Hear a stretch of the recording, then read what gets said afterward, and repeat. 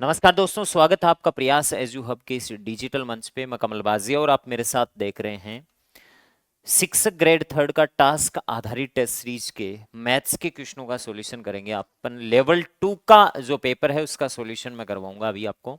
हाँ जी, देखो तो प्रश्न क्या है बंधु अपना कि P प्लस क्यू का 20% P माइनस क्यू का 50% बराबर है तो क्यू से P का अनुपात क्या होगा। मेरे बंधु पहले इसका सिंप्लीफिकेशन कर लेता हूं मैं।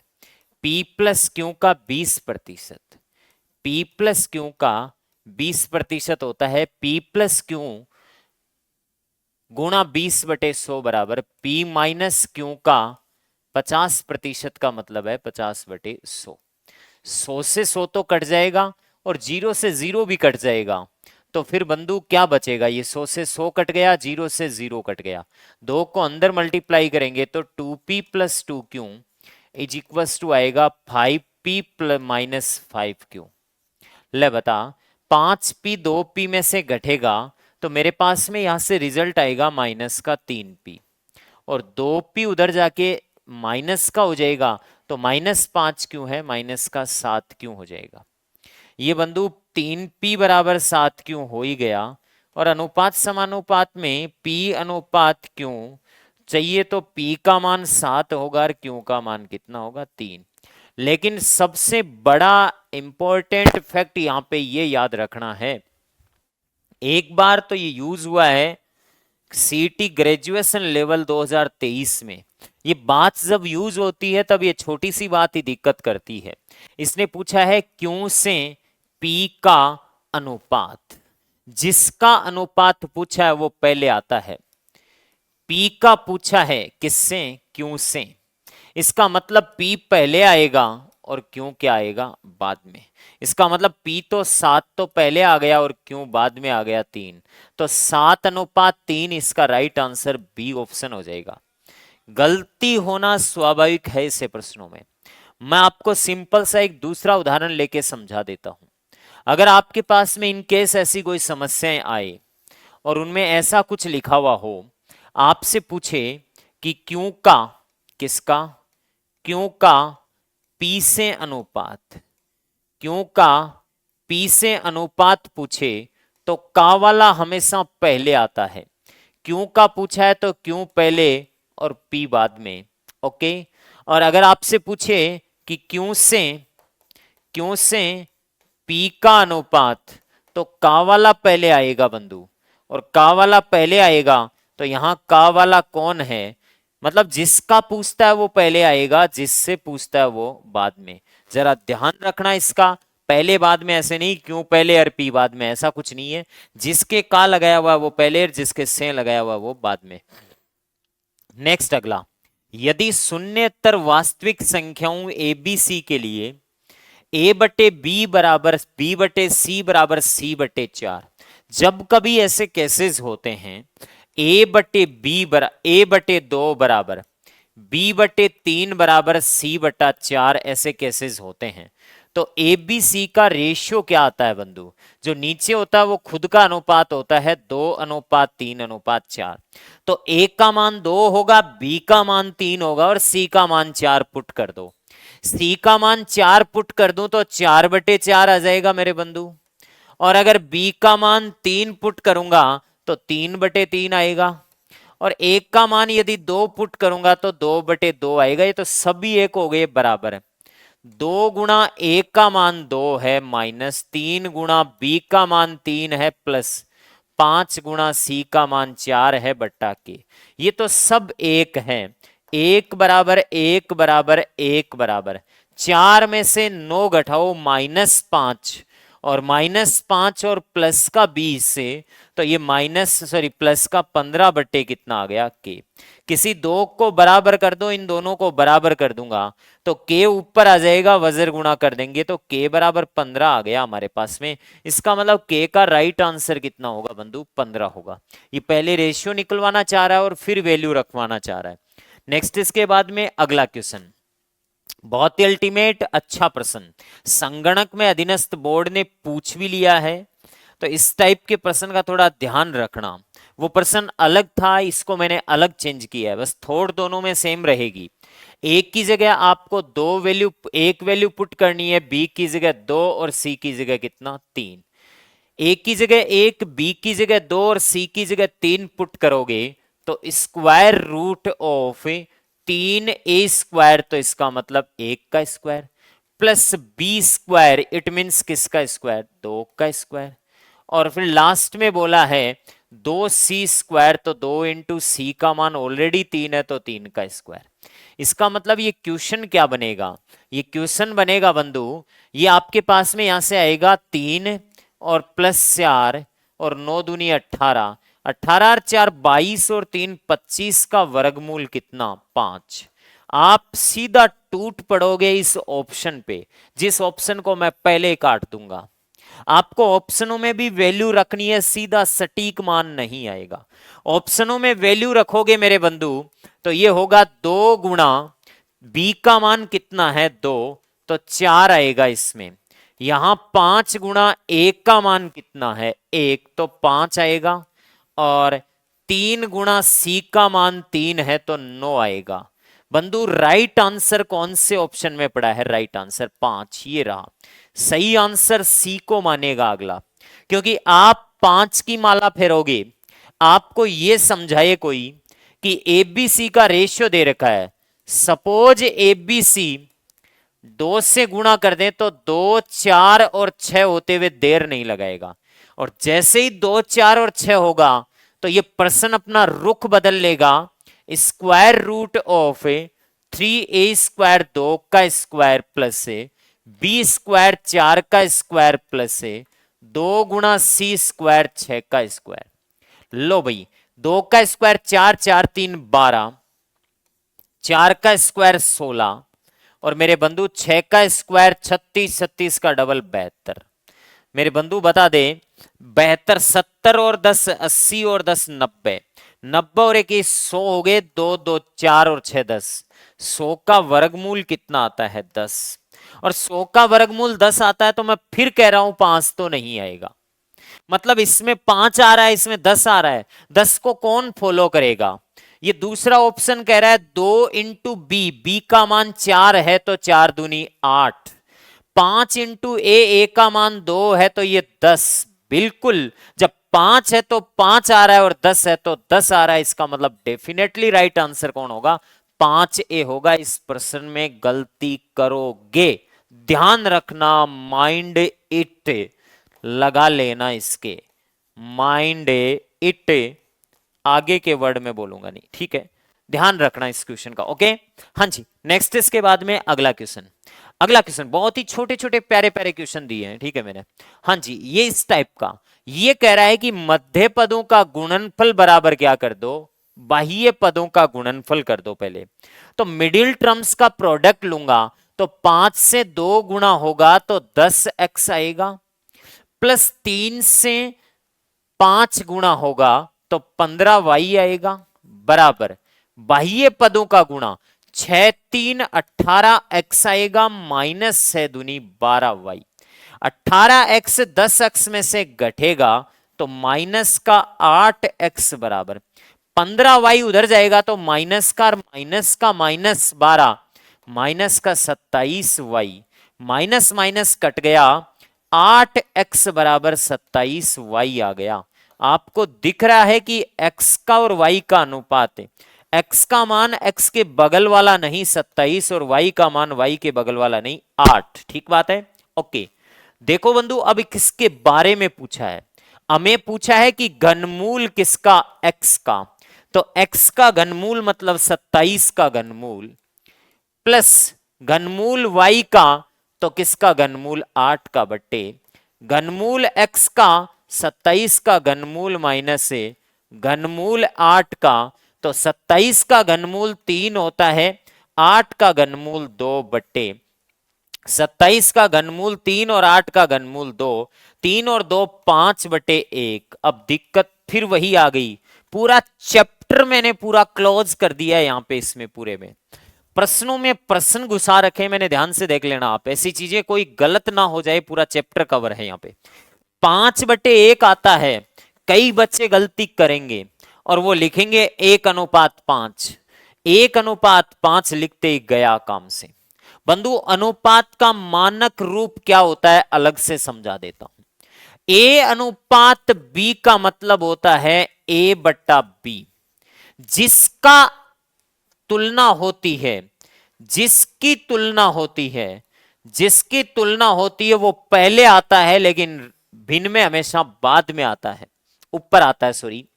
जिसकी तुलना होती है वो पहले आता है, अभी बात की थी, जिसकी तुलना होती है वो पहले आता है और जिससे तुलना होती है वो बाद में आता है। अनुपात में बाद में होता है, लेकिन भिन्न में वो नीचे पड़ा रहता है। तो बताओ बंधु, जो भिन्न में नीचे पड़ा है वो अनुपात में बाद में आएगा, तो राइट आंसर यहां पे कौन सा होगा? 5:1। ध्यान रखना, अगर लिखा हुआ है 2:1 तो डेफिनेटली ये होगा कितना? 2 ही होगा। लिखा हुआ है 1:2 तो ये 1 कितना होगा? 2 होगा। बड़ा इंपॉर्टेंट रहने वाले है आज के लिए आपका सेशन अनुपात समानुपात में। भले ही बहुत कुछ आता है, लेकिन ये बेसिक बातें अगर आपको आती है तो आप सिकंदर हैं। हाँ जी, नेक्स्ट अगला प्रश्न। अगला प्रश्न फिर देखना बंधु, ए की जगह आपने 2 रखा होगा, बी की जगह 3 रखा होगा, सी की जगह 5 रखा होगा। रखा ए की जगह 2, बी की जगह 3, सी की जगह 5, तो 2 + 3 5 + 5 10/2 × 3 6 6 5 30। ऊपर आ गया 10, नीचे आ गया 30। चेप दिया मीटर 1/3 और हो गया गलत। ये भी रख देते हैं। आप कहोगे सर यहां आपने रखवाया है वैल्यू, x की जगह 27 और y की जगह 8। बिल्कुल रखवाया है मैंने। सर यहां आपने वैल्यूज रखवाई है, a की जगह, b की जगह, c की जगह। सर यहां पे आपने वैल्यू रखवाई है, a की जगह 2, b की जगह c की जगह 3, ऐसे। बंधु सिचुएशन अलग है, बेसिक से करके बता देता हूं सिचुएशन अलग क्या है। मैं इसका बेसिक बता देता हूं, फिर इसका टारगेट पे आऊंगा। बेसिक ये है कि माना a बराबर 2x, b बराबर 3x और c बराबर 5x। अब प्रश्नानुसार a + b + c बटे abc। जैसे ही मान रखूंगा 2x + 3y + 5, सॉरी y कहां से आ रहा है? ये x में है सारे पद। 2x + 3x + 5x। मेरे हिसाब से आज काफी बच्चों के होश उड़े हैं यहाँ पे। 3x और 5x, काफी बच्चों के होश उड़े डेफिनेटली। एक बार कमेंट करके जरूर बताएं कि आज का ये पेपर आपको क्या शिक्षा दे गया। 5x में 3x जोड़ोगे, उसमें 2x जोड़ोगे तो ये 10x आएगा। सजाती राशियां जुड़ जाती है, लेकिन इनको गुणा करते हैं तो पावर आती है। 3 5 15 दूनी 30 ही आएगा, लेकिन x गुणा x x की पावर 3 आएगी। 10 का भाग 30 में 3 बार जाता है, x कट जाएगा x की पावर 3 से, लेकिन x² रहेगा। इसे ध्यान रखना बंधु, माइंड इट। इसको जरूर ध्यान रखना, जब तक ये x का पीछा नहीं छोड़ेगा इसका, तब इसका मान तय नहीं कर सकते आएगा इसका मान। इस प्रकार की सिचुएशन जहां हर टर्म में ऊपर और नीचे हर जगह पावर एक जैसी है तो ही सॉल्यूशन होगा। अब मैं टारगेट बता रहा हूं, यहां घात 1 है, यहां घात 1 है, यहां घात 1 है, यहां घात कितनी है? 3 घात है। समघातीय होना चाहिए, सब जगह घातें एक जैसी होनी चाहिए, वहीं तय कर सकते हैं। बताओ सर कहां कहां घातें एक जैसी थी? 1/3 1/3 1/3 1/3, इसका मतलब तय कर सकते हैं मेरे बंधु। यहां पे a² b² c² और सबका वर्गमूल भी x² का x आता है, और ये भी x में पड़ा है। ये तो है ही डेफिनेटली आपके ABC सब में गाते हैं एक जैसी। जब गाते एक जैसी होती है तो ही तय होते हैं, वरना तय नहीं होते। बेसिक से करके बता दिया मैंने। आ जाओ बंधु, संयुक्त अनुपात निकालना। AB BC CD का अनुमान दे रखा है, बहुत ही इजी प्रश्न। संयुक्त अनुपात निकालने की बेसिक विधि क्या कहती है? बेसिक विधि तो यह कहती है कि जो मीडिएटर है उनको सेम बनाओ। मीडिएटर सेम बनाने का तात्पर्य यह है कि यहां B है और यहां पे B है, यहां B का मान 2 है और यहां B का मान कितना है 4। तो इस B को, सॉरी B का मान यहां पे 3 है, तो B का मान यहां पे 3 है, तो इसको 4 से गुणा कर दो 12 हो जाएगा। A अनुपात B बराबर 4 से गुणा कर दो 8 अनुपात 12, और B अनुपात C बराबर उधर 3 से गुणा कर दो 12 अनुपात 15। देखो B सेम हो गया तो ABC का संयुक्त अनुपात आ जाएगा 8 अनुपात 12 अनुपात 15। लो बंधु बताओ, ये संयुक्त अनुपात निकालने की बेसिक विधि है, लेकिन अपन लोग बेसिक विधि कभी लगाते नहीं है बंधु। बेसिक विधि न लगाकर अपन सीधा टारगेट अपनाते हैं पड़ोसी उतारने वाली। कोई बात नहीं है, पड़ोसी उतारने वाली मेथड सब जगह लगभग लागू होती है। मीडिएटर को बीच में रखना, कड़ी से कड़ी जोड़े रखना। ए और बी का रेशियो है 2:3 है, और बी और सी का है बी के नीचे 4 और सी के नीचे 5। सी और डी का है 6:7। जहां कुछ नहीं है वहां पे पड़ोसी उतार दो। बताओ बंधु, इस सीरीज में पड़ोसी क्या है? इधर पड़ोसी 3 है, इधर 3 है, और इधर पड़ोसी कितना है 5। पड़ोसी लेफ्ट राइट वाले ही होंगे, ऊपर नीचे वाले मत उतारना। 6 6 और इनको मल्टीप्लाई कर देना, इनको काट भी सकते हो आप चाहो तो कॉमन को। 6 चौकी 24, 24 दूनी 48, 24 ती 72, 30 ती 90, और 5 7 35, 3 105। मेरे बंधु मेरे हिसाब से ये 3 से विभाजित होता है। 3 का भाग अगर इसमें लगाओगे तो ये आपके पास में 16 ती 48, 3 का भाग अगर लगाओगे तो 24 ती 72, 3 का भाग लगाओगे तो 30, और 3 का भाग लगाओगे तो 35।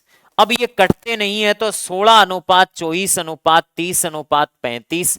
16 24 30 35 किस ऑप्शन में पड़ा है? 16 24 30 35 डी ऑप्शन में पड़ा है। ये सही होगा, पड़ोसी उतारने वाली मेथड लगा देते हैं। लेकिन बंधु दिक्कत यहां आ जाएगी, आप वही अप्रोच लगाएंगे, सुनना मेरी बात। आप कहोगी सर एबीसीडी का ही मान पूछा है। बिल्कुल बंधु, और क्या पूछ सकता हूं मैं बता? एबीसीडी के अलावा पूछने के लिए बचा क्या? इधर देख, एबीसीडी का अनुपात पूछा गया। ये प्रश्न लगभग लोगों का, एक बार कमेंट करके जरूर बताना कि किन लोगों का ये प्रश्न सही हुआ है और किन लोगों ने ये ढंग से पढ़ रखा है। 2:3:5 एबीसी का दे रखा है, बीसीडी का बी के नीचे 21, सी के नीचे 35 और डी के नीचे 15। लो बताओ भाई। हाँ जी, जहां कुछ नहीं है वहां पे पड़ोसी उतार देते हैं। तो इधर पड़ोसी कितना है 5, और इधर पड़ोसी कितना है 21। 21 दूनी 42, 21 ती 63, 35 5 कितना होता है 5 5 25, 15 और 2 17, 175, 15 5 75। तो ये 42 63 175 और 75 कौन से में? ये 42 63 175 और 75 ये पड़े इस ऑप्शन में है, लेकिन ये ऑप्शन क्या माना जाएगा? गलत माना जाएगा। इसका ये ऑप्शन सही नहीं माना जाएगा, ये गलत है। ये तरीका पड़ोसी उतारने वाला गलत है। आपको एक ही ध्यान रखना है, जब जब, याद कर लो क्या चीज बताइए इसकी, जब जब दो दो कॉमन हो, जब जब कितने कॉमन हो? जब जब दो दो कॉमन हो, जब जब दो दो कॉमन हो तब तब, जब जब दो दो कॉमन हो तब तब ये फंडा, जब जब दो दो कॉमन हो तब तब ये फंडा काम नहीं करेगा, काम नहीं करेगा। जब जब दो दो कॉमन हो तब तब ये फंडा काम नहीं करेगा। तो सर ये फंडा काम ही नहीं करेगा और ये उत्तर ही नहीं होगा, तो क्या होगा? बेसिक तरीका लगाओ यार। मीडिएटर दो दो कॉमन है, मतलब एक ही रिलेशन में, इस रिलेशन में और इसमें, यहां बी का मान कितना है 3 और इसमें बी का मान कितना है 21। आपको एक को सेम बनाना है, दूसरा ऑटोमेटिकली सेम बनेगा। एबीसी का नया अनुपात आ जाएगा। इसमें 3 को 21 बनाना है तो 7 से गुणा, अकेला 3 ही 7 से गुणा होगा या तीनों 7 से होंगे? तीनों 7 से होंगे तो 7 दूनी 14, 7 ती 21 और 7 5 35। वो ऑलरेडी दिया हुआ है हमारे पास में, वो दिया हुआ है बी अनुपात, इसको हमने ये लिख दिया बी अनुपात सी अनुपात डी ऑलरेडी है। 14 अनुपात, सॉरी 21 अनुपात 35 अनुपात 15। लो मैंने बी को सेम बनाया, आपका सी भी सेम बन गया। ए बी सी डी का नया अनुपात संयुक्त अनुपात आ जाएगा। ए का मान 14 ले लो, बी का मान दोनों जगह से 21 है, सी का मान दोनों जगह 35 है, डी का मान 15। ये राइट आंसर माना जाएगा मेरे बंधु। कोई कहेगा सर इसको भी काट लो, इसको काटने से नहीं बनेगा ये। आप चाहते हो 3 का भाग दे दूं मैं 175 में, 3 का भाग नहीं जाएगा। 14 × 42 हो जाएगा, 21 × 63 हो जाएगा, 175 में 3 का भाग नहीं जाएगा। राइट आंसर इसका 14, 21, 35 और 15 होगा। जब जब दो दो कॉमन हो तब तब ये फंडा काम है नहीं करता। नेक्स्ट इसके बाद में अगला कंप्यूटर टीचर में आ भी चुका है, लेकिन मैंने थोड़ा सा इसको मॉडिफाई कर दिया है, क्वेश्चन को थोड़ा सा दोस्तों इसको चेंज किया है, मॉडिफाई किया है मैंने। ये कह रहा है कि ए अनुपात बी प्लस सी, ए अनुपात बी प्लस सी 1:3 है, ओके। फिर ये कह रहा है सी अनुपात ए प्लस बी 5:7 है। मेरे बंधु आपको तीनों का टोटल देखना है, तीनों का टोटल बताओ यहां पे कितना आ गया। ए प्लस बी प्लस सी, तीनों का टोटल यहां पे 3 और 1 कितना 4, और यहां पे तीनों का टोटल सी प्लस ए प्लस बी। अल्टीमेटली है तो ए प्लस बी प्लस सी ना, कोई दिक्कत नहीं है। बताओ बंधु, इधर 7 और 5 का योग 12, इधर 3 और 1 का योग 4। चूंकि आपको यह पता होना चाहिए कि a प्लस बी प्लस सी का मान इधर 4, a प्लस बी प्लस सी का मान इधर 12, ऐसा नहीं चलना चाहिए। इसको 12 बनाना है तो किससे गुणा कर दो, 3 से। तो ये ऑलरेडी 12 बन जाएगा a प्लस बी प्लस सी, ये b प्लस सी 9 बनेगा और a 3 एकम 3 बनेगा। अब आपको दो बातें पूछ सकता है, पहला a अनुपात b अनुपात c, a का 3 रखो, b का आपको रुक जाना है, c का 5 रखो, वहां से c का 5, a का आपने 3 रखा और c का मान 5 रखा। मेरे बंधु मुझे यह बताना आपे कि 3 और 5 का योग 8 होता है, जबकि तीनों का योग दोनों जगह 12 है, तो ये b कितना होगा 4। b प्लस सी अगर 9 है, ऑलरेडी खुद c 5 है, तो 9 में से 5 घटा लो 4 ही आएगा। इसका राइट आंसर 3, 4, 5 होगा। 3, 4, 5 ये बी ऑप्शन में पड़ा। अगर आपको इस टाइप का कोई प्रश्न पूछे कि b अनुपात a प्लस सी कितना आएगा, तो b का अब यहां से 4 रख दो और a प्लस सी कितना 5, 3, 8, तो ये 1 अनुपात कितना आ जाएगा 2। तो b अनुपात a प्लस सी भी पूछ सकता है, कंप्यूटर टीचर एग्जाम 2022 में यही पूछा था। नेक्स्ट इसके बाद में अगला क्वेश्चन, मिश्र अनुपात के दो फंडे हैं। मिश्र अनुपात बंधु यूं तो ऐसे होता है कि आप प्रथम प्रथम पदों को गुणा कर दो, प्रथम प्रथम पदों का गुणा कर दो, पदों का गुणा अनुपात, द्वितीय द्वितीय पदों का गुणा, द्वितीय द्वितीय पदों का गुणा, पहले पहले पदों का गुणा कर दो और द्वितीय द्वितीय पदों का गुणा कर दो। तो उत्तर तक जाना चाहते हो तो पहले पहले पदों को 2 को 3 से गुणा करके 5 से गुणा कर दो, 2 गुणा 3 गुणा 5 कर दो, और द्वितीय द्वितीय पदों का गुणा 3 गुणा 4 कर दो। मेरे बंधु एक बात बताना मुझे यहां से कि 3 से 3 तो कट गया, 2 का भाग 4 में 2 बार, तो ये 5 अनुपात कितना आ गया 8। 5 अनुपात 8 फर्स्ट ऑप्शन में है, सही है। एक्चुअल में ये मिश्र अनुपात काम कैसे करता है? ये काम करता है बंधु, रेशियोज का प्रोडक्ट होता है, प्रोडक्ट ऑफ रेशियोज होता है। आपको वही याद रखना है, प्रथम प्रथम पदों का गुणा, द्वितीय द्वितीय पदों का गुणा। प्रोडक्ट ऑफ रेशियोज, पहला रेशियो है 2:3, 3 नीचे आएगा, दूसरा 3:4 है और तीसरा 5:4 है। बात वो वहीं घूम के आने वाली है, 4 का भाग 2 बार या फिर 10/16, जिसको अपन 5/8 लिखते हैं, या इसको दुनिया 5 अनुपात क्या बोलती है 8। रेशियोज का प्रोडक्ट ही आपके पास में मिश्र अनुपात होता है। नेक्स्ट इसके बाद में अगला क्वेश्चन क्या है, 7 अनुपात 9 अनुपात 13 अनुपात 19 में से कम क्या घटाएं, x घटाने पर ये समानुपाती होते हैं, तो 6x + 1 का मान क्या होगा? देखो बंधु, उस x को फाइंड आउट करना है, तो 7, 9, 13 और 19 लिख लो आप, और बीच वाले पदों का आप गुणा और जोड़ कर लो।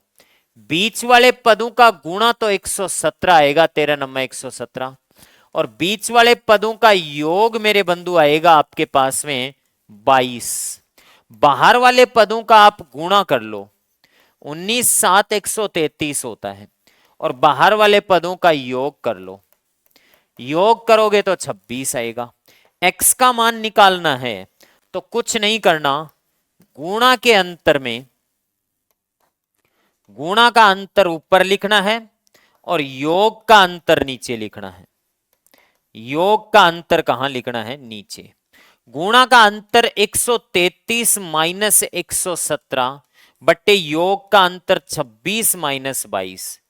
133 में से 117 घटाओगे तो 16 बचेगा, 4 का भाग लगाओगे उत्तर कितना आएगा? 4। लेकिन ये सही नहीं है, ये x का मान आया है। अब आपको किसका मान निकालना है? Square root of 6 into X, 6 चौकी 24 और 1 25, और 25 का वर्गमूल 5 आता है। राइट आंसर 5 मानेगा अगला। इसको दो तरीके से कर सकते हो, एक ऐसे भी कर सकते हो, आप इसमें से सब में से x घटा लो, 7 minus x, 9 minus x, 13 minus x और 19 माइनस एक्स, फिर मध्य पदों का गुणनफल बराबर बाह्य पदों का गुणनफल भी लगा सकते हो। बंधु दो बातें बता रहा हूं, जरा ध्यान रखना।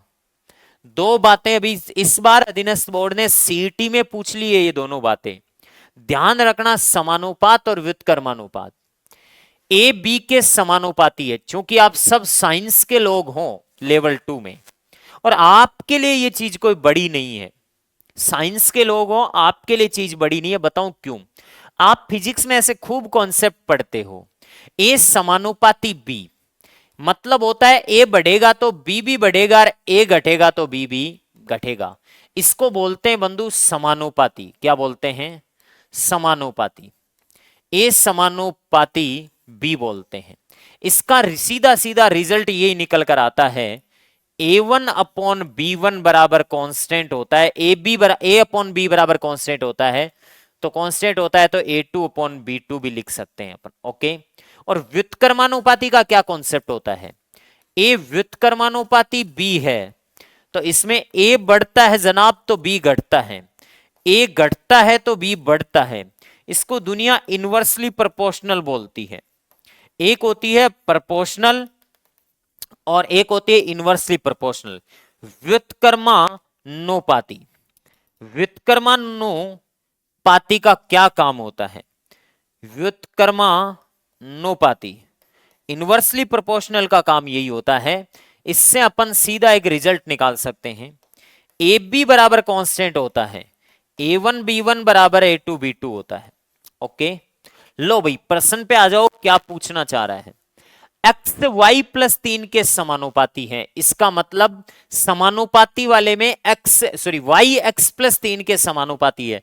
समानुपाती वाले में Y upon X plus 3 first group का इज इक्वल टू लिखेंगे y2 upon X plus 3 second group का।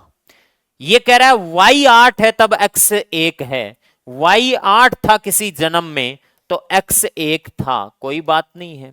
आज x 2 है तो y2 कितना होगा? x 2 प्लस 3 कर दो मेरे बंधु, इस y का मान आ जाएगा ये 8/4 इंटू 3 और 2 का योग 5 गुणा हो जाएगा, 40 में 4 का भाग 10, y का मान कितना आएगा? 10। तो ये y का डेफिनेटली मान कितना हो जाएगा? 10 हो जाएगा। ओके। नेक्स्ट इसके बाद में अगला क्वेश्चन कह रहा है कि x माइनस ए, एक्स माइनस बी और x माइनस सी का रेशियो 5:6:7 है। लिसन बंधु, x माइनस ए का पद आपको 5 दे रखा है तो 5 के मान लो, x माइनस बी का पद आपको 6 के दे रखा है तो 6 के मान लो, x माइनस सी का पद आपको 7 के दे रखा है तो 7 के मान लो। तीनों को आप तो जोड़ दीजिएगा, और जैसे ही आप जोड़ेंगे तो 3x आएगा, और माइनस कॉमन लेते चलूं तो a प्लस बी प्लस सी बराबर 6 5 11 और 7 18 के। a प्लस बी प्लस सी का मान देखो यहां से 2x आएगा, a प्लस बी प्लस सी का मान 2x आएगा तो 3x माइनस 2x बराबर 18 के। ये बंधु x बराबर 18 के देखकर चुप हो गया। x का मान जहां जहां दे रखा है वहां 18 रख दो आप। तो x का मान यदि मैं 18 के रखूंगा, 18 के में से 5 के इधर आके घटेगा तो a बराबर 13 के बचेगा। x का मान 18 के यहां रखूंगा तो 18 के में से 6 के घटेगा तो b का मान 12 के बचेगा। तीसरे में x का मान 18 के में से 7 के घटेगा तो 11 के बचेगा। ABC का नया रेशियो आ गया आपके पास में, के तो कट जाएगा, 13:12:11 सब में के है, 13:12:11 होता है। इस एज इट इज प्रश्न हो तो इसका शॉर्ट फंडा है, सबको जोड़ लो, जिसका चाहिए उसको घटा लो। सबका योग 18 है, ए का चाहिए तो 5 घटाओ 13, बी का चाहिए तो 6 घटाओ 12 और सी का चाहिए तो 7 घटाओ 11। लो भाई, तीन संख्याओं का अनुपात 3:2:5 है। तीन संख्याओं का अनुपात 3:2:5 है। इनके वर्गों का योग आपको 1864 दे रखा है।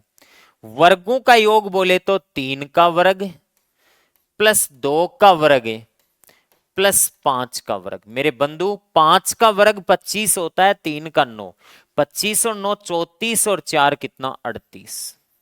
38 नहीं चाहिए हमें, 1862 चाहिए। 38 का भाग आप 1862 में दे लीजिएगा। 1862 में 38 का भाग दोगे, पहले तो 2 का भाग दे दो 19 बार, 2 का भाग 9 बार, 2 3 6 2 एकम 2, 19 दूना 38, 19 30 57, 19 4 76 होता है और 19 5 95, 4 बार 76। 76 घटाओ आप 93 में से 13 और ये सॉरी 76 80 हो जाएगा तो 13 और 4 17 और 19 नम्बे 171 होता ही होता है। 49 आ गया आपके पास में तो 49 से मल्टीप्लाई मत कर देना, 49 का वर्गमूल लेना। आप वर्गमूल क्यों लेते हैं, 7 लेना। जब जब दो अनुपातों का गुणनफल वर्गों का योग या वर्गों का अंतर होता है तब तब वर्गमूल लेते हैं और वर्गमूल लेकर 7 से गुणा करेंगे तो छोटी संख्या कितनी आएगी 14 आ जाएगी। ठीक बात है। और जब जब दो अनुपातों का घनों का योग या 3 अनुपातों का गुणनफल वगैरह होता है तब तब घनमूल लिया जाता है। नेक्स्ट इसके बाद में अगला प्रश्न, यदि दो राशियां x और y एक दूसरे के व्युत्क्रम में घटते बढ़ते हैं, बात वही आ गई, x और y एक दूसरे के व्युत्क्रम में घटते बढ़ते हैं, इसका मतलब x y के इनवर्सली प्रोपोर्शनल है। जिस दिन x बढ़ेगा, जिस दिन x बढ़ेगा उस दिन y घटेगा और जिस दिन x घटेगा उस दिन y बढ़ेगा। ये व्युत्क्रम में घटते बढ़ते रहते हैं, तो निम्न में से कौन सा सत्य है मेरे बंधु, x गुणा y समानुपाती 1 क्या आएगा। तो ये क्या कह रहा है, उनसे संबंधित मानों का अनुपात एक समान बना रहेगा। नहीं साहब, x और y एक दूसरे के व्युत्क्रम में घटते बढ़ते रहते हैं। जिस समय x 5 है तो y उस समय 1 बटा कितना है 5 है। बताओ बंधु, उनसे संबंधित मानों का अनुपात 5:1/5 जो है वैसा ही मेरे बंधु सुनना मेरी बात, x जिस दिन 4 होगा उस दिन y 1/4 होगा। क्या अनुपात समान रहेगा, क्या इनका नहीं रहेगा, क्या अनुपात समान रहेगा, नहीं रहेगा। उनसे संबंधित मानों का गुणनफल एक समान रहता है। बताओ बंधु, इन दोनों का गुणनफल कितना आया 1 और इन दोनों का गुणनफल भी कितना आया 1। इसका मतलब ये बात डेफिनेटली क्या है, सही है। ये देख लीजिएगा, इनका गुणनफल हमेशा कांस्टेंट आता है, 1 आता है। उनसे संबंधित मानों का योग एक समान, इनमें प्लस का चिन्ह लगाओ, देखिए जोड़ समान ही आएगा क्या, दोनों जगह नहीं आएगा। उनसे संबंधित मानों का अंतर एक समान, नहीं साहब ये तो परिभाषा पूछ रहा है समानुपात व्युत्क्रमानुपात की। ठीक बात है, ओके।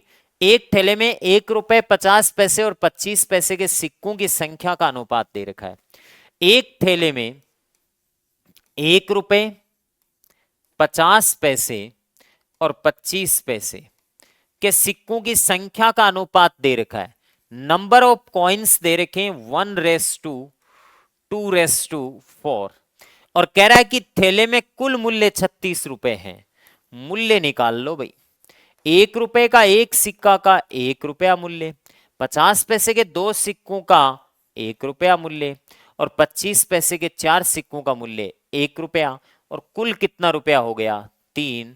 और कुल अगर आपके पास में 3 नहीं 36 चाहिए, 36 रुपए चाहिए, तो 12 से मल्टीप्लाई कर दो। 12 से मल्टीप्लाई करोगे तो ये 25 पैसे के सिक्कों का मूल्य 12 रुपए हो जाएगा, और 25 पैसे के सिक्कों की संख्या चाहिए, तो 1 रुपए में 4 सिक्के होते हैं, तो 12 चौके 48 कॉइन्स आएंगे। या फिर आप सीधा 12 को 4 से यहां से भी गुणा कर सकते थे, 48 आ जाता। तो सिक्कों की संख्या कितनी आ जाएगी 48। ओके दोस्तों, नेक्स्ट इसके बाद में अगला क्वेश्चन। एक कॉलेज में कला और वाणिज्य संकाय में विद्यार्थियों की संख्या का अनुपात 4:5 में थे। कला और वाणिज्य संकाय में, कला और वाणिज्य संकाय में विद्यार्थियों की संख्या का अनुपात 4 कितना था 5। जब वाणिज्य संकाय में 65 और जुड़ जाते हैं तो यह अनुपात 8 कितना हो जाता है 11। यार वाणिज्य में कितने जुड़ रहे हैं 65, जुड़ने दो वाणिज्य में 65, कला में सेम बढ़ाओ। वाणिज्य में 65 जुड़ रहे हैं तो कला में सेम बढ़ाओ और 2 से गुणा कर दो, और ये कला में और वाणिज्य में नया रेशियो आ जाएगा। कला और वाणिज्य संकाय में विद्यार्थियों की संख्या का पहले अनुपात था 8:5 दूनी 10, और आज हो गया 8 कितना 11। ये लो, बताओ बंधु वाणिज्य में कितने मेंबर बढ़ रहे हैं। एक मेंबर बढ़ा, ये एक बढ़ा, वो किसके बराबर बढ़ा 65 के बराबर बढ़ा। तो कह रहा है कि कला संकाय में कितने विद्यार्थी हैं। कला में तो 8 ही थे और 8 ही हैं, तो 1 बराबर 65 हैं, तो 8 बराबर कितना होगा 8 बराबर 8 को 65 से गुणा कर लो, तो 8 बराबर होगा 65 इंटू 8, 8 5 40, 8 6 48 और 4 52, 520 विद्यार्थी टोटल। पूछे कि टोटल कितने थे पहले, तो 10 और 8 18 से गुणा कर लेना। एक तरीका तो ये, दूसरा तरीका इसका ये भी है। सपोज कला में 4x हैं, कला में 4x है, कला में कुछ नहीं बढ़े। वाणिज्य में 5x है और 65 बढ़ गए, तो नया अनुपात आ गया 8/11। यहां से आपको क्या निकालना पड़ेगा x निकालना पड़ेगा, और उस x का मान वापस आपको 4x में रखना पड़ेगा, तब जाके आपके पास में कला में विद्यार्थियों की संख्या आएगी। अगला क्वेश्चन, अगला क्वेश्चन है कि पुरुषों और महिलाओं के मध्य कुल बांटी गई तनख्वाह का अनुपात, पुरुषों और महिलाओं के मध्य, पुरुष और महिलाओं के मध्य कुल बांटी गई तनख्वाह का अनुपात 6:5 है। मतलब कुल तनख्वाह 6:5 में मिली है।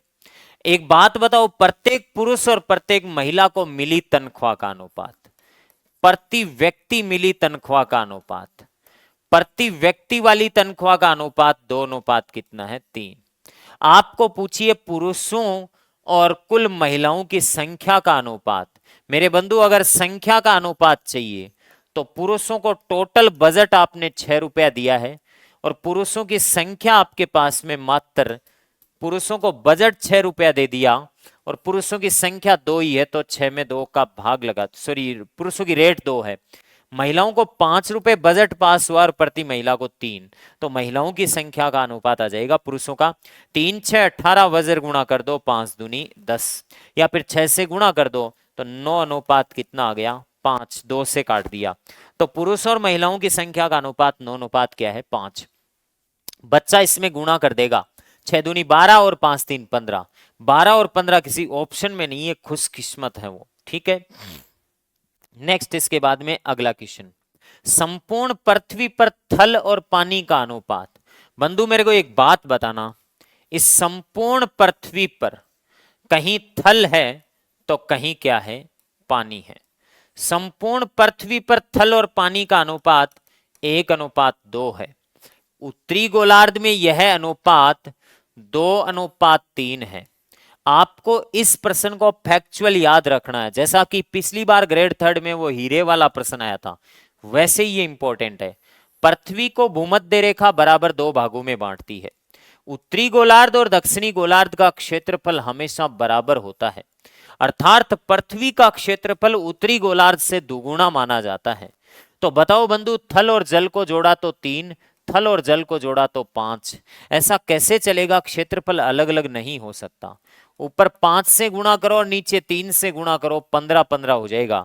लेकिन 15 15 भी नहीं चलेगा। पृथ्वी का क्षेत्रफल 15, उत्तरी गोलार्ध का भी 15, ऐसे कैसे चलने देंगे? पृथ्वी का क्षेत्रफल डबल चाहिए। अल्टीमेटली ऊपर तो मुझे 10 से गुणा करना पड़ा। तो थल और जल का अनुपात पृथ्वी पर क्या आएगा? थल और जल का अनुपात पृथ्वी पर आएगा 5 दूनी 10 और 10 दूनी 20, और उत्तरी गोलार्ध में आएगा 3 दूनी 6 और 3 5 15। पृथ्वी पर 10 बीघा में भूमि और 20 बीघा में जल, तो 30 बीघा पृथ्वी। उत्तरी गोलार्ध में टोटल 3 दूनी 6, 3 3 9, 9 आएगा, 15 नहीं बंधु। कितना आएगा? 9 आएगा। ले भाई, अब मुझे बता, 9 और 6 15 और ये 30, डबल हो ही गया पृथ्वी। दक्षिणी गोलार्ध में कितना होगा? 10 में से 6 घटा लो 4, और 20 में से 9 घटा लो, कितना? 11। ये 4:11 दक्षिणी गोलार्ध में थल और जल का क्या हो जाएगा? अनुपात हो जाएगा। नेक्स्ट इसके बाद में अगला, एक मिश्र धातु में जस्ता, तांबा और सीसा। कमेंट करके बताएं कि ये प्रश्न आपका सही हुआ या गलत हुआ। मेरे हिसाब से ये गलत हुआ है आपका, सिली मिस्टेक। देखो, मैंने इस प्रश्न पत्र में जितने इश्यूज डाले हैं वो सारे इश्यू एक साथ नहीं आते। कोई सा आ गया तो वो अपना गलत नहीं होना चाहिए, अपना किस्मत खराब नहीं होना चाहिए। अध्ययन और अध्यापन के माध्यम से किस्मत खराब ना करें। तो बताओ, जस्ता, तांबा और सीसा। जस्ता, तांबा और सीसा। जस्ता, तांबा और सीसा का अनुपात दे रखा है 2:3 कितना? 1। एक मिश्र धातु में जस्ता, तांबा और सीसा का अनुपात दे रखा है। दूसरी मिश्र धातु में जस्ता, तांबा और सीसा का अनुपात 5, 4 और 3 दे रखा है। मुझे एक बात बताओ, दोनों मिश्र धातुओं को समान मात्रा में मिलाकर तीसरी मिश्र धातु बनाई। दोनों मिश्र धातुओं की समान मात्रा मिलाई, तो बताओ बंधु, इसकी क्वांटिटी 3 2 5 और 1 6, इसकी क्वांटिटी 5 और 4 और 2 3 9 और 3 12।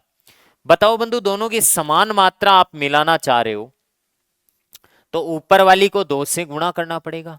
और जैसे ही 2 से गुणा करोगे, जस्ता, तांबा और सीसा का पहली मिश्र धातु में अनुपात आ गया 2 दूनी 4, 3 दूनी 6 और 2 एकम 2। पहली मिश्र धातु 6 4 10 और 2 12 ग्राम की हो गई। दूसरी मिश्र धातु एज इट इज है 5 और 4 9 और 3 12 की, वैसे ही है। दोनों को जैसे ही मिलाओगे, जस्ता 9 होगा, तांबा 10 होगा और सीसा कितना होगा? 5। लेकिन बट प्रश्न में पूछा क्या है? सीसा, तांबा और जस्ता का अनुपात पूछा है। सीसा, तांबा और जस्ता का अनुपात पूछा है, तो पहले सीसा का मान आएगा कितना? 5, फिर तांबा का मान आएगा 10 और फिर जस्ता का आएगा 9। आप मेरे हिसाब से करके आए 9 10 और 5, क्योंकि सीसा, तांबा और जस्ता नाम ऐसे हैं, एक बार पढ़ो उसके बाद में इनका क्रम भूल जाते हैं। आप 9 5 और 9 10 और 5 करके आए। इसका सही उत्तर है 5 10 और कितना? 9। ध्यान रखना है, ऐसी समस्या का ध्यान रखना है। अगला प्रश्न 100 नंबर।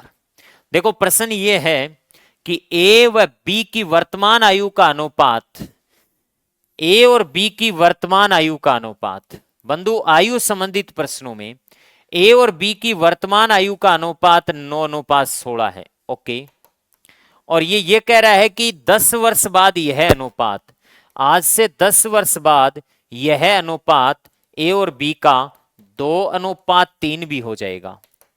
लो, मुझे एक बात बताओ, इस क्वेश्चन को एक सोल्व करने का तरीका तो ये 9x से 16x मानो, 9x + 10 करो बटा 16x + 10 करो बराबर 2/3 करो। x का मान निकालो, 9x में मान रख दो, बी की वर्तमान आयु, ए की वर्तमान आयु और 16x में मान रख दो बी की। मेरे बंधु ए और बी की वर्तमान आयु का अनुपात 9:16 है और बाद में 3:2 हो जाएगा। ए में 10 जुड़ना चाहिए, बी में भी 10 जुड़ना चाहिए। यहां जुड़ क्या रहा है? यहां कुछ भी नहीं जुड़ रहा है और कुछ भी नहीं जुड़ रहा है। तो देखो बंधु, इसमें घट रहा है, इसमें भी घट रहा है, तो इन दोनों का अंतर कितना? 1 का, और इन दोनों का अंतर कितने का? 7 का। बस ऊपर वालों के अंतर से नीचे मल्टीप्लाई 7 से, और नीचे वालों के अंतर से ऊपर मल्टीप्लाई। ये लो बताओ, ए और बी का अनुपात, ए और बी का अनुपात 9 अनुपात कितना था? 16, और 7 × 21 अनुपात कितना हो गया? 14। अब मुझे ये बताओ कि एक का मान कितना इंक्रीज हो रहा है? एक का मान 12 ये हो गया 9:16, 7 × 21 अनुपात 7 दूनी 2:3 था, सॉरी चेंज था मेरे बंधु। तो ऐसे मान थोड़े सेट करके ही लिखने हैं, इनके सेट नहीं करोगे तो ये गलत उत्तर दे देंगे आपको। लो भाई बताओ, यहां से मुझे एक बात बताओ कि 2:3 था, कोई दिक्कत नहीं है, 2:3 था, तो अंतर तो मेरे बंधु इनका भी एक ही है, अंतर तो एक ही है, लेकिन ये एक का अंतर ऊपर गुणा होगा, नीचे 7 से गुणा होगा, तो 7 दूनी 14 अनुपात 7 × 3 = 21 आएगा। ए के मान में कितनी वृद्धि हो रही है? ए के मान में 5 की वृद्धि और बी के मान में भी 5 की वृद्धि। यही 5-10 वर्ष के गैप को जनरेट करेगा।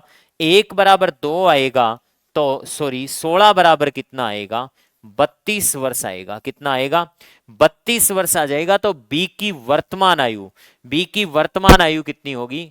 32 वर्ष राइट आंसर हो जाएगा यहाँ पे। ठीक है, इसका एक दूसरा तरीका ये तो इक्वल डिस्टेंस रेशियो मेथड है। ठीक है, हाँ जी, एक दूसरा तरीका है, ए की 9x मानी और बी की कितनी? 16x। 10 साल बाद में ए में भी 10 जुड़ेगा और बी में भी 10 जुड़ेगा, बराबर आप 2/3 कर दो और यहां से x फाइंड कर दो। फाइंड x से x आपको फाइंड करना है और फिर आपको 16x में x का क्या रखना है? मान। ओके, नेक्स्ट इसके बाद में अगला क्वेश्चन, गणित में निम्नलिखित पदों में से कौन सा पद परिभाषित नहीं है? मेरे बंधु देखो, गणित में जो बिंदु होता है ना, बिंदु, बिंदु शब्द जो होता है, गणित में बिंदु शब्द जो होता है, पॉइंट जिसको अपन बोलते हैं, रेखा गणित में पॉइंट जो होता है, इसका न तो कोई आकार होता है, पॉइंट का न तो कोई आकार, न ही कोई आकृति होती है इसकी। पॉइंट का न तो कोई आकार होता है, न आकृति होती है, न इसका कोई परिमाप होता है। जिसका आकार और आकृति नहीं होती उसका परिमाप कहां से होगा? और न इसका कोई क्षेत्रफल होगा। जिसका कोई क्षेत्रफल नहीं है, जो स्थान नहीं घेरता है, उसकी क्या आकृति होगी ये बताओ? बिंदु का न तो कोई आकार होता है, न ही कोई आकृति होती है, इसलिए न तो इसका कोई परिमाप होता है, न ही क्षेत्रफल। इसको स्टैंडर्ड परिभाषा में ऐसे भी लिखा जाता है, नगण्य त्रिज्या का वर्त, नगण्य त्रिज्या का वर्त बिंदु कहलाता है। नेग्लिजिबल रेडियस का जो सर्कल होता है वो क्या कहलाता है? बिंदु कहलाता है। जिस वर्त की त्रिज्या नहीं नाप सकते, उसकी परिधि, परिमाप, क्षेत्रफल तो क्या नापोगे? हाँ जी, तो फिर इस बिंदु का बंधु यूज क्या है? जिसका आकार आकृति कुछ भी नहीं है, यह सिर्फ लोकेशन बताता है। यह क्या दर्शाता है? स्थिति दर्शाता है। बिंदु क्या दर्शाता है? स्थिति दर्शाता है। इसका क्षेत्रफल, परिमाप, आकार, आकृति कुछ भी नहीं होता है। इसीलिए तो बिंदु शब्द अपरिभाषित है। बिंदु शब्द अपरिभाषित है। बिंदु का कोई आकार आकृति नहीं है, तो बिंदु शब्द रेखा गणित में बिंदु शब्द अपरिभाषित है। इसका सिर्फ और सिर्फ यूज है लोकेशन दिखाना।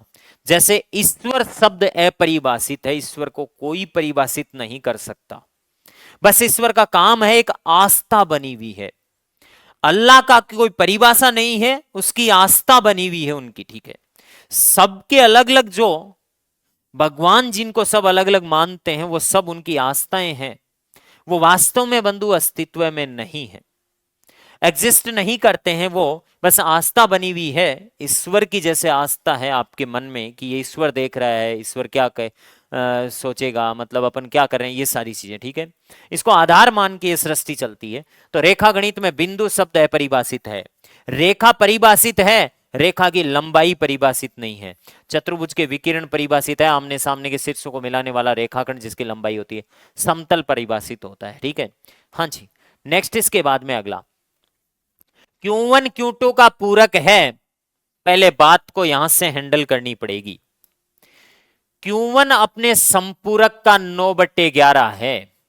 Q1 अपने संपूरक का, Q1 का संपूरक क्या होगा, संपूरक कोणों का योग 180 होता है।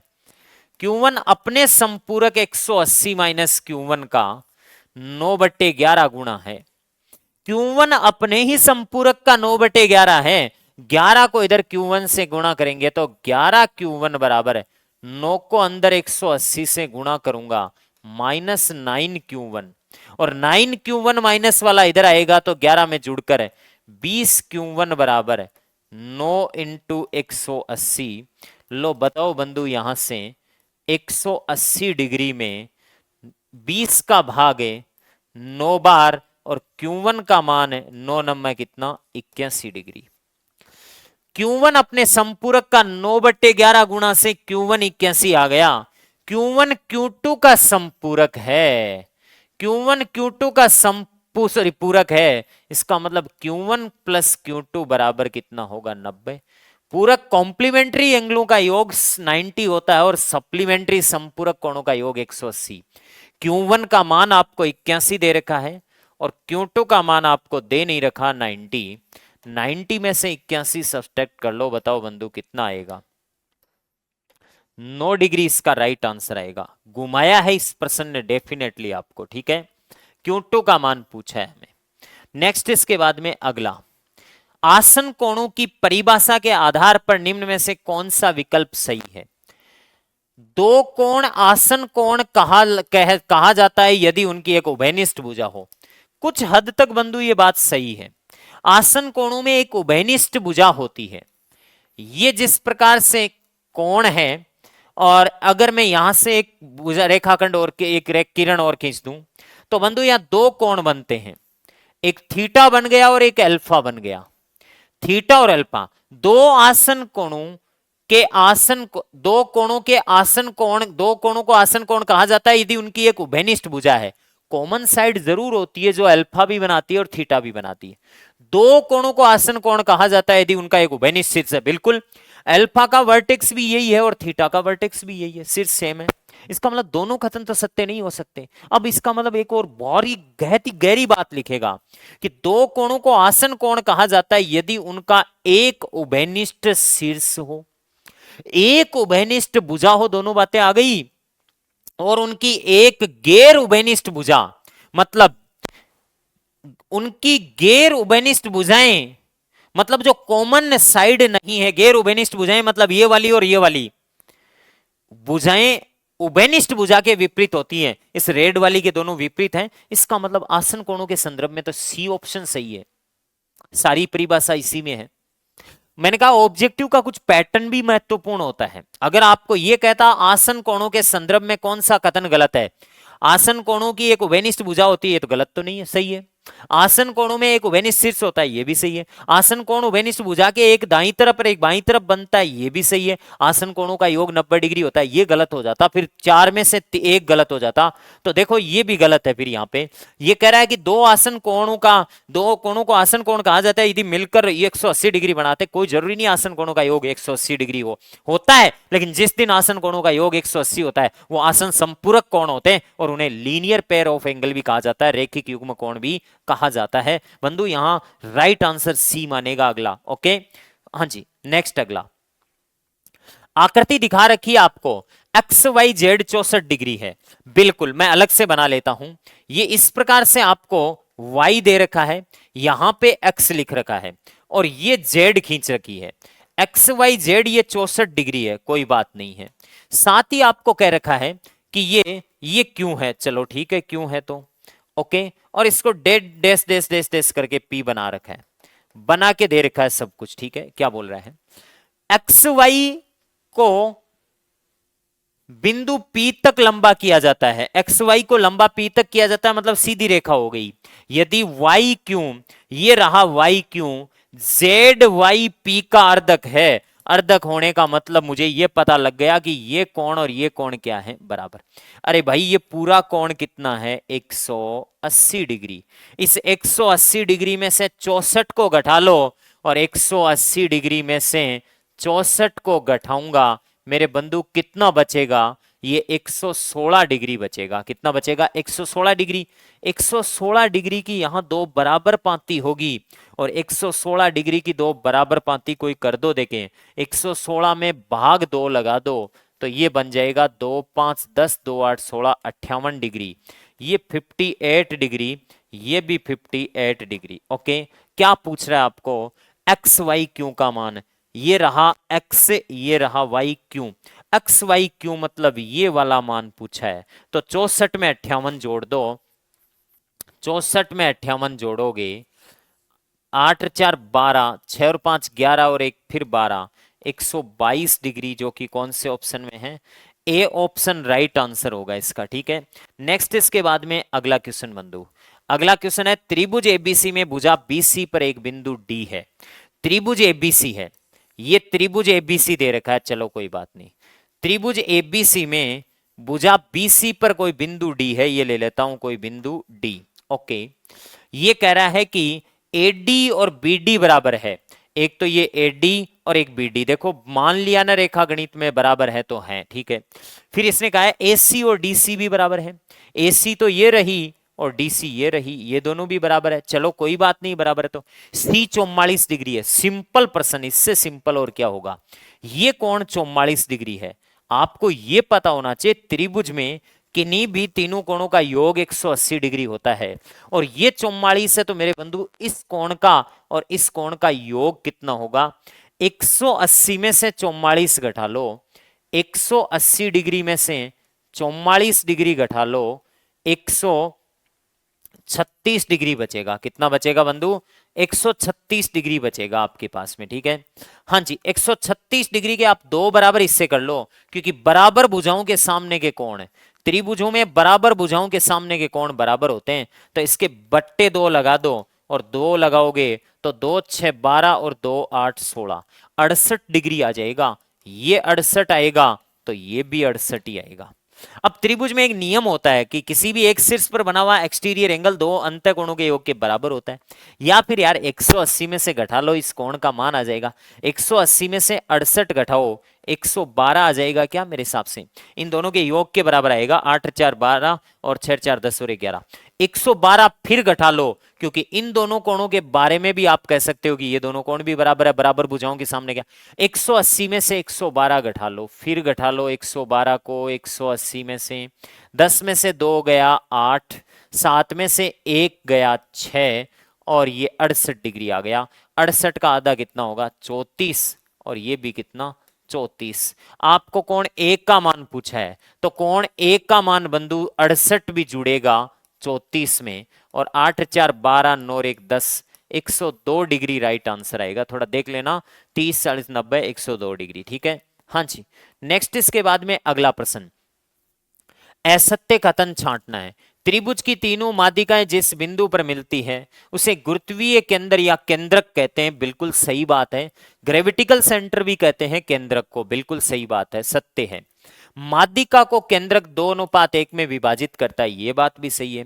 प्रत्येक त्रिभुज में कम से कम 2 कोण न्यून कोण होते हैं, ये बात भी सही है। कोई भी त्रिभुज हो, चाहे समकोण त्रिभुज में 2 कोण 90 डिग्री से छोटे, न्यून कोण में सारे 90 डिग्री से अधिक, कोण में 2 कोण न्यून कोण होते हैं, ठीक है। त्रिभुज में शीर्ष से सामने की भुजा के मध्य बिंदु पर मिलाने वाला रेखाखंड शीर्ष लंब नहीं होता है, माध्यिका कहलाता है। क्या कहलाता है, माध्यिका कहलाता है, शीर्ष लंब नहीं होता है। शीर्ष लंब तो शीर्ष से सामने की भुजा पर डाला गया लंब होता है, शीर्ष से सामने की भुजा पर, सामने की भुजा पर डाला गया, शीर्ष से सामने की भुजा पर डाला गया लंब शीर्ष लंब होता है। शीर्ष से सामने की भुजा पर, यह कथन गलत है साहब, शीर्ष से सामने की भुजा पर डाला गया लंब शीर्ष लंब होता है। आगे चलो बंधु, अगला क्वेश्चन क्या है। निम्नलिखित आकृति में पी क्यू आर और टी क्यू आर में पी क्यू बराबर है टी आर। ये ले भाई, पी क्यू ये दे रखी है, ये बराबर है पी क्यू बराबर टी आर दे रखी है, कोई बात नहीं है। पी आर बराबर टी क्यू है, पी आर बराबर टी क्यू है। पी आर तो ये रही, देखो पी आर तो ये रही और टी क्यू ये रही, ये दोनों भी बराबर है। मेरे बंधु ये तो दो त्रिभुज बन गए, और दो त्रिभुजों में आप एक चीज देखो, ये त्रिभुज, एक तो ये त्रिभुज और एक इस त्रिभुज में एक भुजा उभयनिष्ठ है, दोनों में है कि नहीं है, उभयनिष्ठ है। तो मैं कह सकता हूं दो त्रिभुज ऐसी शक्ल के बन गए। ये त्रिभुज तो ऐसा बन गया जिसको मैं लिख सकता हूं क्यू आर और पी, और दूसरा त्रिभुज ऐसा सही बन गया, ये ले, ये बन गया क्यू आर और टी। ये दोनों भुजाएं दोनों में कॉमन है ही है, बराबर हैं, और ये दोनों भुजाएं दोनों में बराबर दे ही रखी है, और ये भुजा कॉमन साइड है ही है। ओके, तो इन दोनों त्रिभुजों को सर्वांग सम कह सकते हैं भुजा भुजा भुजा नेम से। तो पी क्यू आर लिख दिया अगले ने, त्रिभुज पी क्यू आर लिख दिया, तो ऑर्डर बड़ा इंपॉर्टेंट है सर्वांग समता का। पी क्यू आर लिख दिया तो डबल लाइन ट्रिपल लाइन, तो आपको लिखना पड़ेगा टी आर क्यू, तो त्रिभुजे टी आर क्यू लिखना पड़ेगा। टी आर क्यू कौन से ऑप्शन में है, ये रहा, पी क्यू आर सब में सेम है, तो राइट आंसर कौन सा होगा, सी होगा। अगला क्वेश्चन देखो क्या करा है। दो त्रिभुज एबीसी व डीईएफ समरूप है। दो त्रिभुज समरूप होते हैं, त्रिभुज एबीसी समरूप होता है त्रिभुज डीईएफ के। तो बंधु एक बात हमेशा तय मान लो, AB बट्टा DE संगत भुजाएं समानुपाती होती है, BC बट्टा EF संगत भुजाएं समानुपाती होती है, AC बट्टा DF बराबर, परिमाप भी समानुपाती होते हैं इनके, इनकी माध्यिकाएं भी समानुपाती होती है M1 बट्टा M2, इनकी संगत ऊंचाइयां भी समानुपाती होती है, इनके क्षेत्रफलों, पहले का क्षेत्रफल डेल 1 और दूसरे का क्षेत्रफल डेल 2, क्षेत्रफलों का वर्गमूल समानुपाती होता है। आपको BC का मान 3 दिया है, इस BC का मान 3 दिया है, तो फिर EF का मान देगा आपको, EF का मान 4 दिया है बराबर, और इसमें से क्या देगा, और आपको ABC का क्षेत्रफल 54 दे रखा है, स्क्वायर रूट में 54 लिख लिया, तो DEF का क्षेत्रफल अंडर रूट डेल 2 मान लो। दोनों तरफ वर्ग कर दूं, मैं क्या कर दूं, वर्ग करने पर, और जैसे ही वर्ग करूंगा 3 का स्क्वायर 9, 4 का स्क्वायर 16, इधर से अंडर रूट हट जाएगा, 54 बट्टा डेल 2 बच जाएगा। 9 का भाग 54 में 6 का 6 बार 16 6 96, डेल 2 को 1 से गुणा करूंगा तो डेल 2 बराबर 96 सेंटीमीटर स्क्वायर। तो ये 96 सेंटीमीटर स्क्वायर कौन से ऑप्शन में है, सी ऑप्शन इसका क्या हो जाएगा, राइट आंसर हो जाएगा। नेक्स्ट इसके बाद में अगला क्वेश्चन, निम्नलिखित में से किस परिस्थिति में चतुर्भुज एबीसीडी की रचना नहीं हो सकती। एक तो सीधा हिट एंड ट्राई रूल करो ना आप, तो बंधु चतुर्भुज की रचना में या तो 4 भुजा और 1 विकिरण ज्ञात हो, कम से कम 5 अवयव ज्ञात होने जरूरी है, या 3 भुजा और 2 विकिरण ज्ञात हो, या फिर 3 भुजा और 2 कोण ज्ञात हो, या फिर 2 भुजा और 3 कोण ज्ञात हो। तो बंधु यहाँ पे 2 भुजा 3 भुजा 4 भुजा 5 भुजा, मतलब विकिरण सब दे रखे हैं, 1 2 3 भुजा और 2 कोण भी दे रखे हैं, 1 2 3 भुजा 4 भुजा 5 भुजा, मतलब सब कुछ दे रखा है। इसमें 1 भुजा 2 भुजा 2 भुजा और 2 कोण से कभी भी चतुर्भुज की रचना नहीं हो सकती, कभी भी चतुर्भुज की रचना नहीं हो सकती इस केस में। बिकॉज क्यों, एक एबीसीडी चतुर्भुज के लिए कच्चा चित्र बना लो, एबीसीडी इतने से पर्याप्त नहीं होगा मामला, बाकी सबसे पॉसिबल है। AB 6 है, BC 9.5 है, बाकी आपका पढ़ा हुआ है या इसको आप पढ़ते हैं तो बिल्कुल ये इजी प्रश्न है, लेंथी प्रश्न नहीं कह सकते इसको, ठीक है। हाँ जी, इस अप्रोच के प्रश्न आते हैं। ओके, तो बताओ A का मान 75 डिग्री दे दिया और C का मान कितना दे दिया, 140 डिग्री। मेरे बंधु आप इस चतुर्भुज की रचना करेंगे तो आपको कई संकट झेलने पड़ेंगे। पक्का चित्र बनाओगे तो AB रेखाखंड जरूर खींच लोगे आप 6 सेंटीमीटर का, ए बी रेखाखंड 6 सेंटीमीटर का खींच के फिर ए शीर्ष पर 75 डिग्री का कोण भी बना दोगे। ये लो, ए शीर्ष पर 75 डिग्री का कोण बना दिया। फिर बी शीर्ष पर आपके पास में कोण नहीं है, और कोण नहीं है तो ये 9 सेंटीमीटर का चाप काट सकते हो आप। ये लो, चाप काट दिया 9.5 सेंटीमीटर का। लेकिन ये सी की लोकेशन यहां होगी। अब इसको यहां ऐसे मिलाएं या ऐसे किस एंगल पर मिलाएं, एक समस्या आ गई। इसका मतलब डी ऑप्शन इसका राइट नहीं होगा। बाकी 3 ऑप्शनों से आप चतुर्भुज की रचना कर सकते हो। ये रचना के पॉइंट में अच्छे से पढ़ा देते हैं, अभी मैं डिटेल ज्यादा नहीं बताऊंगा इसका सबका अलग अलग। पतंग की कितनी सममित रेखाएं होती है बंधु? पतंग की आकृति कुछ ऐसी सी होती है, और पतंग की आकृति ऐसी सी होती है, यही होता है काइट। और पतंग की एक सममित रेखा होती है। कितनी होती है? एक सममित रेखा होती है पतंग की। तो राइट आंसर कौन सा होगा? एक होगा। पतंग में एक सममित रेखा होती है। सम चतुर्भुज में 2 सममित रेखा, समांतर चतुर्भुज में एक ही सममित रेखा नहीं होती। समलंब समद्विबाहु चतुर्भुज होता है तो एक सममित रेखा, वरना समलंब में कोई नहीं होती है। वर्ग में 4 सममित रेखा, आयत में 2 सममित रेखा, समबाहु त्रिभुज में 3 सममित रेखा, समद्विबाहु त्रिभुज में 1 सममित रेखा, विषमबाहु त्रिभुज में कोई सममित रेखा नहीं होती, वर्त में अनंत सममित रेखाएं होती है। ठीक है, इसके बाद में अल्फाबेट वगैरह वगैरह में। हाँ जी, एक चतुर्भुज एबीसीडी की चारों भुजाएं एक वर्त की स्पर्श रेखाएं हैं। लो बंधु, ये चतुर्भुज है, इसकी चारों भुजाएं वर्त को स्पर्श करती है। कोई दिक्कत नहीं, बहुत ही सिंपल प्रश्न है। देखो कैसे है सिंपल, आप खुद देखना कैसे है simple. A B C D एक चतुर्भुज है।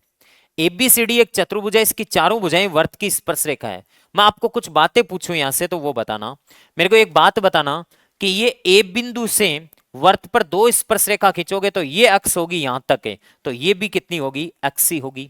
और बी बिंदु से कोई स्पर्श रेखा खींचोगे तो ये वाई होगी, तो ये यहां तक, ये भी वाई होगी। वर्त के बाहर स्थित किसी बिंदु से वर्त पर 2 स्पर्श रेखाएं खींची जाती है, दोनों लंबाई में बराबर होती है। उस कंसेप्ट पर प्रश्न है। ठीक है, हाँ जी। सी से ये जेड खींचती तो ये यहां तक भी जेड होगी, और इसको अगर मैं अल्फा मान लूं तो ये भी अल्फा है। मेरे बंधु, आप आमने सामने की को भुजाओं को जोड़ो, x प्लस अल्फा, तो x plus alpha, sorry multiply नहीं, plus x plus alpha, x plus alpha y plus z, y plus z, ऐसा का ऐसा x plus y, x plus y नीचे वाली ऊपर वाली अल्फा प्लस जेड। देखो दोनों आपस में खुद क्या हैं? बराबर हैं। और आपस में खुद बराबर हैं तो x प्लस अल्फा क्या है? x plus alpha, x plus alpha है एडी, एडी प्लस है x प्लस अल्फा मेरे बंधु क्या है? एडी है। x प्लस अल्फा यदि एडी है तो y प्लस जेड क्या है? y प्लस जेड ये रही इधर वाली BC होगी, बराबर x प्लस वाई क्या है? x प्लस वाई है AB, और y जेड प्लस अल्फा क्या है? DC। तो AB plus DC, AB plus CD बोल दो, AB प्लस CD बोल दो, और AC, AC नहीं है, AC नहीं आएगा यहाँ पे, विकिरण नहीं आएगा। AB प्लस CD लिख सकते हो, AB प्लस CD बराबर है BC प्लस AD। मतलब राइट आंसर कौन सा होगा? सेकंड हो जाएगा। नेक्स्ट इसके बाद में अगला, प्रत्येक समांतर चतुर्भुज समलंब चतुर्भुज होता है। देखो बंधु, चतुर्भुजों की क्या खास बात होती है? समलंब चतुर्भुज होता है ना, समलंब चतुर्भुज। समलंब चतुर्भुज सबसे पहला चतुर्भुज होता है। चतुर्भुज के 2 ही प्रकार हैं, समलंब और पतंग। समलंब और पतंग बंधु। हाँ जी, समलंब का खुद का प्रकार है समांतर चतुर्भुज, और समांतर चतुर्भुज के खुद के जो प्रकार हैं वो है सम चतुर्भुज, वर्ग और आयत, वर्ग और आयत। अच्छे से इनको मैं ऑफलाइन में बता देता हूं कि इनका लॉजिक क्या याद रखना है। इनको वैसे सिद्ध करना कॉम्प्लिकेटेड हो जाता है सिचुएशनों में। प्रत्येक समांतर चतुर्भुज समलंब होता है।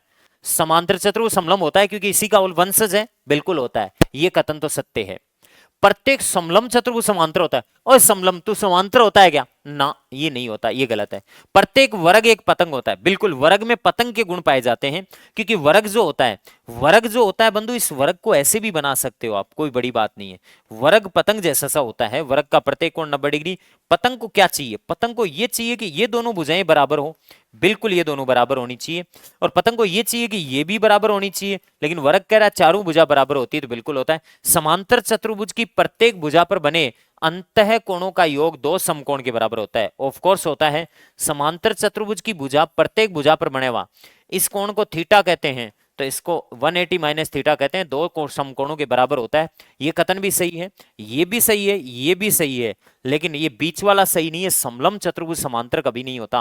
क्यों नहीं होता मैं थोड़ा बता देता हूं। बताओ बंधु, समांतर चतुर्भुज में आमने सामने भुजाएं बराबर होती है, समलम कहता है मेरे पास में तो नहीं है, इसका मतलब समलम को समांतर नहीं कह सकते। ओके, नेक्स्ट अगला, एक समबाहुभुज जिसका बहिष्कोण 70 डिग्री है अस्तित्व है। क्या समबाहुभुजों के बहिष्कोण का सूत्र, समबाहुभुजों में बहिष्कोण का मान, बहिष्कोण का मान होता है 360 डिग्री बटा n। समबाहुभुजों के लिए लागू होता है। किसके लिए लागू होता है? समबाहुभुज में बहिष्कोण का मान का ये सूत्र होता है, बहिष्कोण 70 डिग्री है बराबर 360 डिग्री बटा n कर दो।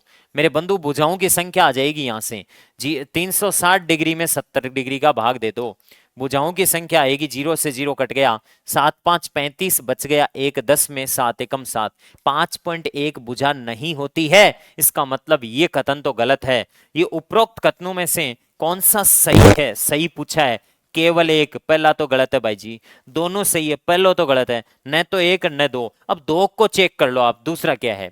मान लीजिएगा n greater than equals to 5 हो तो किसी भी n भुजाओं वाले समबाहुभुज का बहिष्कोण न्यून कोण होगा। अच्छा, बहिष्कोण n greater than equals to 5 पे 360 में 5 का भाग लगाओ, बहिष्कोण 360 में 5 का भाग लगाओ, 5 7 35, 5 दूनी 10 72 डिग्री न्यून कोण है। क्या है? न्यून कोण है। 4 होता है तब समकोण होता है। 360 बटा 6 करो, अरे वाह, ये भी कितना आ रहा है? 360 में 6 का भाग लगाएंगे 60 डिग्री, ये भी न्यून कोण। अब न्यून कोण ही आता जाएगा जैसे जैसे नीचे मान बड़ा होगा। ये कथन सही है, ये कथन सही नहीं है। इसका मतलब केवल 2 नंबर ऑप्शन ही इसका क्या होगा? सही होगा। ओके, त्रिभुज एबीसी में ए और बी और सी के बाह्य अर्धक पी पर मिलते हैं। ये कोई त्रिभुज एबीसी है और त्रिभुज एबीसी में बाह्य अर्धक पी पर मिलते हैं। एक्सटीरियर एंगल के एंगल बाइसेक्टर हैं बी और सी के बाह्य अर्धक। ये लो बंधु बी का बाह्य अर्धक और ये लो सी का बाह्य अर्धक। एक्सटीरियर एंगल का एंगल बाइसेक्टर है तो ये बाह्य अर्धक हो गया, ये लो बाह्य अर्धक हो गए। ओके, ये पी बिंदु पर मिल रहे हैं। आपको कह रहा है कि बी ए सी का मान 40 डिग्री है, बी ए सी का मान 40 डिग्री है, तो बंधु इस कोण का मान पूछा होगा ये बीपीसी का। बीपीसी का होता है 90 माइनस ए बाई 2 होता है। ओके, तो ये 90 माइनस ए बाई 2 40 बटे 2, 20 डिग्री घटाओगे तो कितना? 70 डिग्री, तो 70 डिग्री आ जाएगा। तो ये बाह्य कोणों के अर्धक होते हैं वो 90 माइनस ए बाई 2, और आंतरिक कोणों का अर्धक होता है वो, आंतरिक कोणों का अर्धक होता है ये और ये बराबर होने चाहिए, ये और ये बराबर होने चाहिए। ये ए है तो ये होता है 90 प्लस ए बाई 2। 90 प्लस क्या होता है? ए बाई 2 होता है। एक बाह्य और एक आंतरिक का अर्धक होता है, कुछ इस प्रकार की सी आकृति होती है, बाह्य और आंतरिक का अर्धक होता है, उसको बोलते हैं बंधु सीधा ए बाई 2। क्या बोलते हैं? सीधा ए बाई 2 बोलते हैं। और देन लास्ट क्वेश्चन, एकांतर वर्तखंड में लघु चाप द्वारा अंतरित कोण होता है। इस प्रश्न को समझने के लिए मैं आपको ये एक उदाहरण समझाता हूं।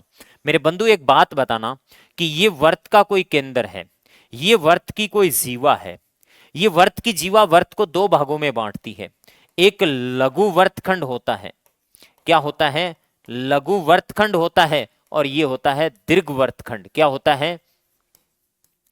दीर्घ वर्तखंड होता है। 2 वर्तखंड होते हैं। ये वर्त की जो कोर्ड होती है, जीवा होती है, वर्त की कोर्ड होती है, वो वर्त को 2 भागों में बांटती है, सॉरी बराबर नहीं 2 भागों में बांटती है। एक होता है माइनर आर्क और एक होता है मेजर आर्क। ठीक है, हाँ जी ठीक है, सॉरी माइनर सेगमेंट और एक मेजर सेगमेंट, आर्क नहीं चाप नहीं। हाँ जी, जीवा केंद्र पर सपोज डिग्री का कोण बनाती है 120 डिग्री का, केंद्र पर 120 डिग्री का कोण बनाती है, तो डेफिनेटली परिधि पर कितने का बनाएगी बंधु? 60 डिग्री का। केंद्र पर बनाए गए कोण से परिधि वाला कोण हमेशा आधा होता है।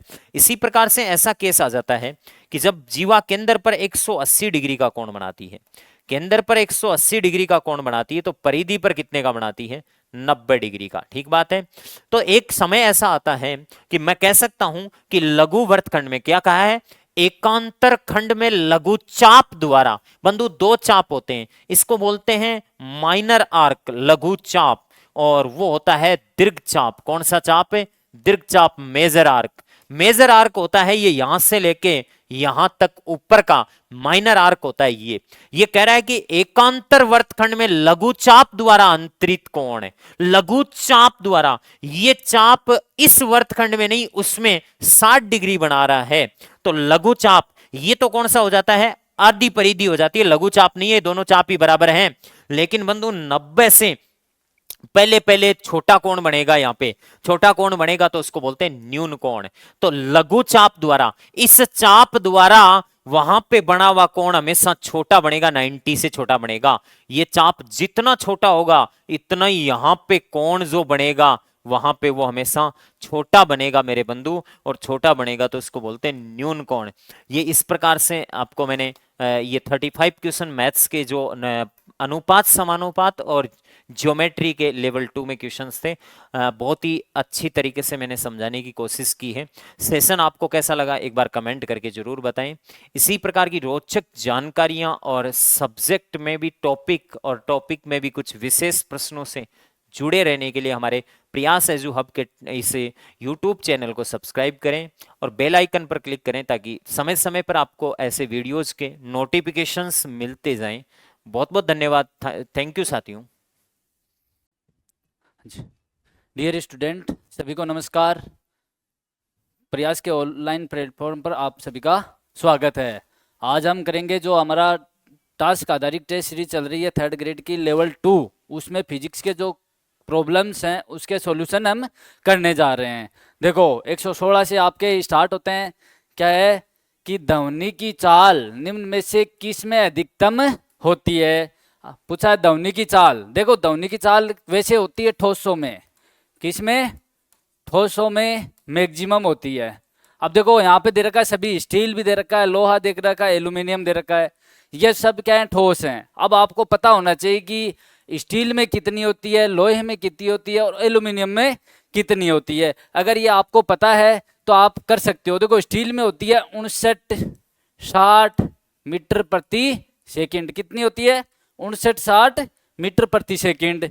लोहे में होती है 59-50 मीटर प्रति सेकंड और एल्यूमिनियम में होती है लगभग 6400 मीटर प्रति सेकंड। कितनी होती है, 6400 मीटर प्रति सेकंड। आपको पता है निर्वात में भी क्या होती है, 340 के करीब होती है, 340 मीटर प्रति सेकंड होता है। तो ऑप्शन आपका कौन सा सही हो गया, सबसे ज्यादा सी होती है। किस में होती है, एल्यूमिनियम में। कितनी होती है, 6400 मीटर प्रति सेकंड होती है। अगला आंसर क्वेश्चन देखो, एक मनुष्य किसी खड़ी चट्टान के पास ताली बजाता है, उसकी प्रतिध्वनि 5 सेकंड के पश्चात उसको सुनाई देती है। यदि ध्वनि की चाल 300 कितनी है, 46 मीटर प्रति सेकंड है। ध्वनि की चाल कितनी दे रखी है, 346 मीटर प्रति सेकंड दे रखी है ध्वनि की चाल। और आपको प्रतिध्वनि कितनी सेकंड में सुनाई दे रही है, 5 सेकंड में। तो चट्टान और मनुष्य के बीच की दूरी ज्ञात कीजिए। देखो ये आपकी कोई चट्टान है और यहाँ पे कोई मनुष्य खड़ा है, ये मनुष्य यहाँ पे क्या है, वो ताली बजाता है और इनके बीच की दूरी हम मान लेते हैं डी है। ताली बजाई तो ध्वनि निकलेगी और ध्वनि इससे टकराकर वापस इसको सुनाई देती है। कितने सेकंड में सुनाई देती है वो प्रतिध्वनि, प्रतिध्वनि सुनाई देती है उसको 5 सेकंड के बाद में। मतलब कि 5 सेकंड के बाद वो ध्वनि तरंग उस चट्टान से टकराकर वापस उस मनुष्य के पास आ रही है। और ध्वनि की चाल दे रखी है, ध्वनि की चाल कितनी है भाई, 346 मीटर प्रति सेकंड दे रखा है। ध्वनि की चाल 346 मीटर प्रति सेकंड दे रखा है। आपको ज्ञात करना है, सबसे पहले दूरी ज्ञात कर सकते हैं कि ध्वनि द्वारा तय दूरी कितनी दूरी तय करेगी भाई, जाने में और वापस आने में। आपको पता है दूरी पढ़ रखी है आपने, आप पढ़ सकते हो चाल गुणा उसका समय। चाल है उसकी 346 और समय है 5 सेकंड। आप करोगे गुणा करोगे आएगा 1730 मीटर, 1730 मीटर। अब देखो 1730 मीटर ध्वनि की चाल यहां से चलकर यहां और वापस टकराकर यहां, तो उनके बीच की दूरी भाई, दूरी कितनी होगी, दूरी है कुल दूरी तय और बट्टे 2 कर दो, आ जाएगा आपका 1730 बट्टे 2 करोगे तो आपका आ जाएगा 865 मीटर। कितना आ जाएगा? 865 मीटर। आपका ऑप्शन कौन सा सही होगा? Option C, 865 metre. अगला देखो, एक व्यक्ति को अपनी प्रतिध्वनि सुनने के लिए परावर्तक तल से कितनी दूरी पर खड़ा होना चाहिए? कितनी दूरी पर? आप देखो ये भी उस जैसा ही प्रश्न है, लेकिन आपको ये चीज पता होनी चाहिए कि जो ये परावर्तक तल है ये आपका कोई मनुष्य है, तो कितनी दूरी पर? तो क्या है कि कम से कम उसको प्रतिध्वनि सुनने के लिए 0.01 सेकंड का समय चाहिए। कितना चाहिए? 0.1 सेकंड प्रतिध्वनि सुनने के लिए समय चाहिए आपको 0.1 सेकंड। मतलब कि जो ध्वनि तरंग है और प्रतिध्वनि तरंग है उनके बीच में 0.1 सेकंड का समय अंतराल होना चाहिए। 0.1 सेकंड का समय अंतराल होना चाहिए। तो ये पूछ रहा है कि वो कितनी दूरी पर खड़ा होना चाहिए। आपको पता है कि ध्वनि की चाल कितनी होती है? आप पढ़ते हो ध्वनि की चाल, सेम उसी तरह जो पिछला प्रश्न किया था 340 मीटर प्रति सेकंड मान लेते हैं। अब कर लो कुल दूरी, उसी तरह कुल दूरी कितना है? चाल गुणा समय। चाल कितनी है? 340 और समय है 0.1 सेकंड, आएगा 34 मीटर। आपको पता है परावर्तक सतह है ना, या परावर्तक सतह व मनुष्य के मध्य दूरी क्या जाएगा? कुल दूरी का आधा, कुल दूरी बटा 2, 34 बटा 2 बराबर 17 मीटर। कितना जाएगा? 17 मीटर। लेकिन यहाँ पर आपके ऑप्शन किस में दे रखे हैं? सभी फीट में दे रखे हैं। एक तो ये अलग किया उन्होंने। तो आपको पता है 1 मीटर में कितने फीट होते हैं? 1 मीटर बराबर 3.3 फीट, और तो 17 मीटर है तो 17 से गुणा कर लो 3.3 को, तो आ जाएगा ये लगभग 56 फीट। कितना आ जाएगा?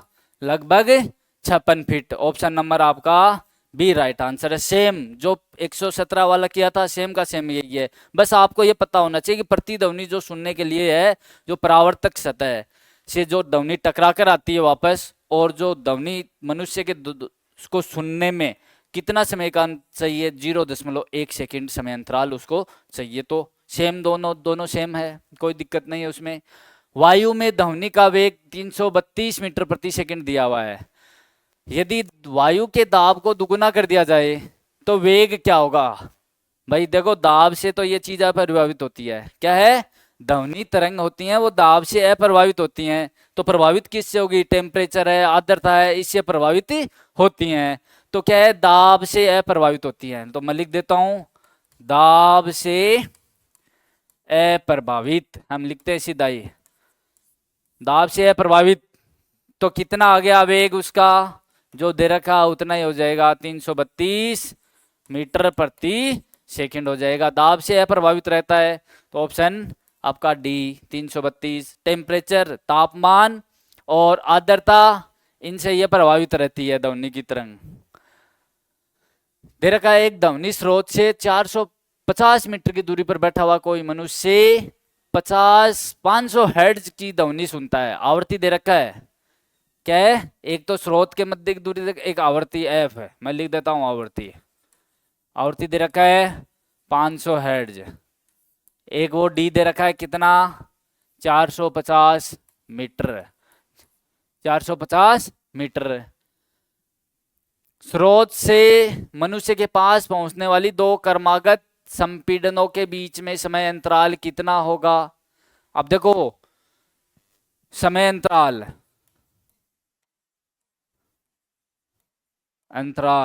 किसमें? संपीड़नों के मध्य।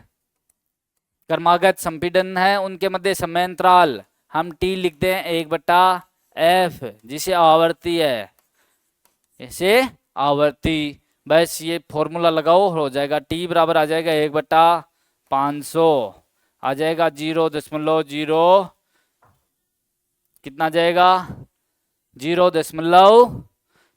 भाग दोगे आप 0.02 सेकेंड, कितना जाएगा 0.002 सेकेंड आ जाएगा। ऑप्शन नंबर आपका ए इसका राइट आंसर है। अगला प्रश्न देखो, इसमें देखो 4.5, इसका दूरी का कोई मतलब ही नहीं रहा है, कितनी दूरी पर वो हो। अगला प्रश्न देखो, किसी वस्तु का औसत वेग औसत सर्वे परिसर दे रखा है, क्या दे रखा है इसका 20 हर्ट्ज से 20 किलो हर्ट्ज, कितना दे रखा है 20 हर्ट्ज से 20 किलो हर्ट्ज, इसकी सर्वे आवर्ती परिसर यही होता है, बार बार पढ़ते हैं, मनुष्य के लिए यही होता है। इन दो आवर्तियों के लिए ध्वनि तरंगों की तरंग दैर्घ्य हमें क्या ज्ञात करनी है, इसके लिए और इसके लिए क्या ज्ञात करनी है आपको, तरंग दैर्घ्य, आपको तरंग दैर्घ्य ज्ञात करनी है। तो वायु में ध्वनि का वेग भी दे रखा आपको, कितना दे रखा है वेग ध्वनि का दे रखा 344 मीटर प्रति सेकंड दे रखा है।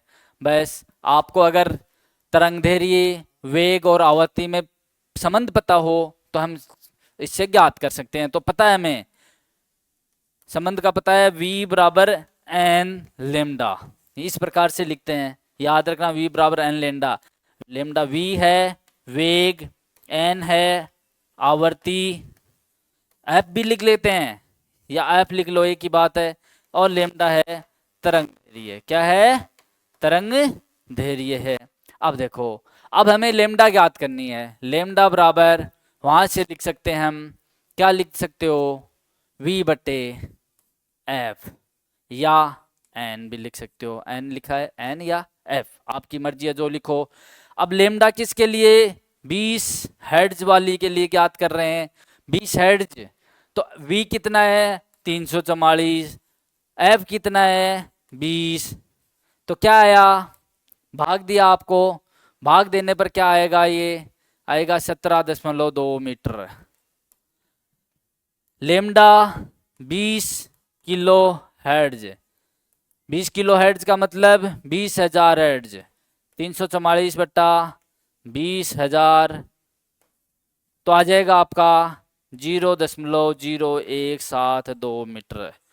ये देखना आपके ऑप्शन कौन से में है, 17.2, 17.2, 0.0172, 0.0172, ऑप्शन नंबर ए इसका राइट आंसर है, ऑप्शन नंबर ए इसका राइट आंसर है। अगला प्रश्न देखो, एक मनुष्य 500 हर्ट्ज आवृत्ति को सुनने में सक्षम है, उस व्यक्ति द्वारा 1 मिनट में सुने गए संपीड़नों की संख्या ज्ञात करनी है, संपीड़नों की संख्या। तो हम कैसे लिखते हैं, सुनने गए संपीड़नों की संख्या, सुनने गए संपीड़नों की संख्या, जिसे आप कैपिटल एन से निरूपित करते हो, बराबर आवर्ती इनटू समय।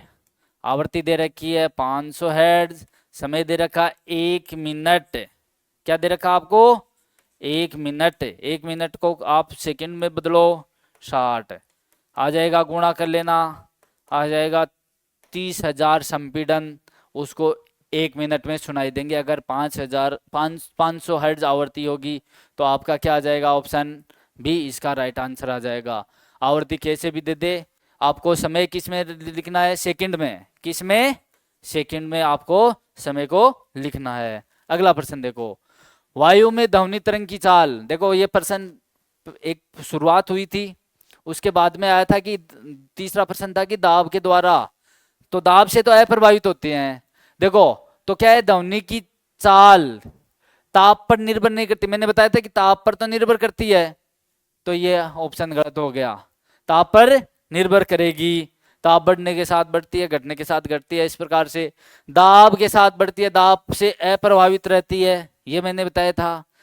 आर्द्रता में वृद्धि के साथ बढ़ती है, सही बात है भाई। आर्द्रता में वृद्धि होगी तो ध्वनि तरंग है उसकी चाल क्या है, बढ़ जाती है। जिस प्रकार हम जैसे बारिश वगैरह होती है उस समय आपको दूर से भी जो कोई आवाज आती है वो आराम से सुन जाती है, मतलब उस समय ध्वनि तरंग की चाल बढ़ जाती है।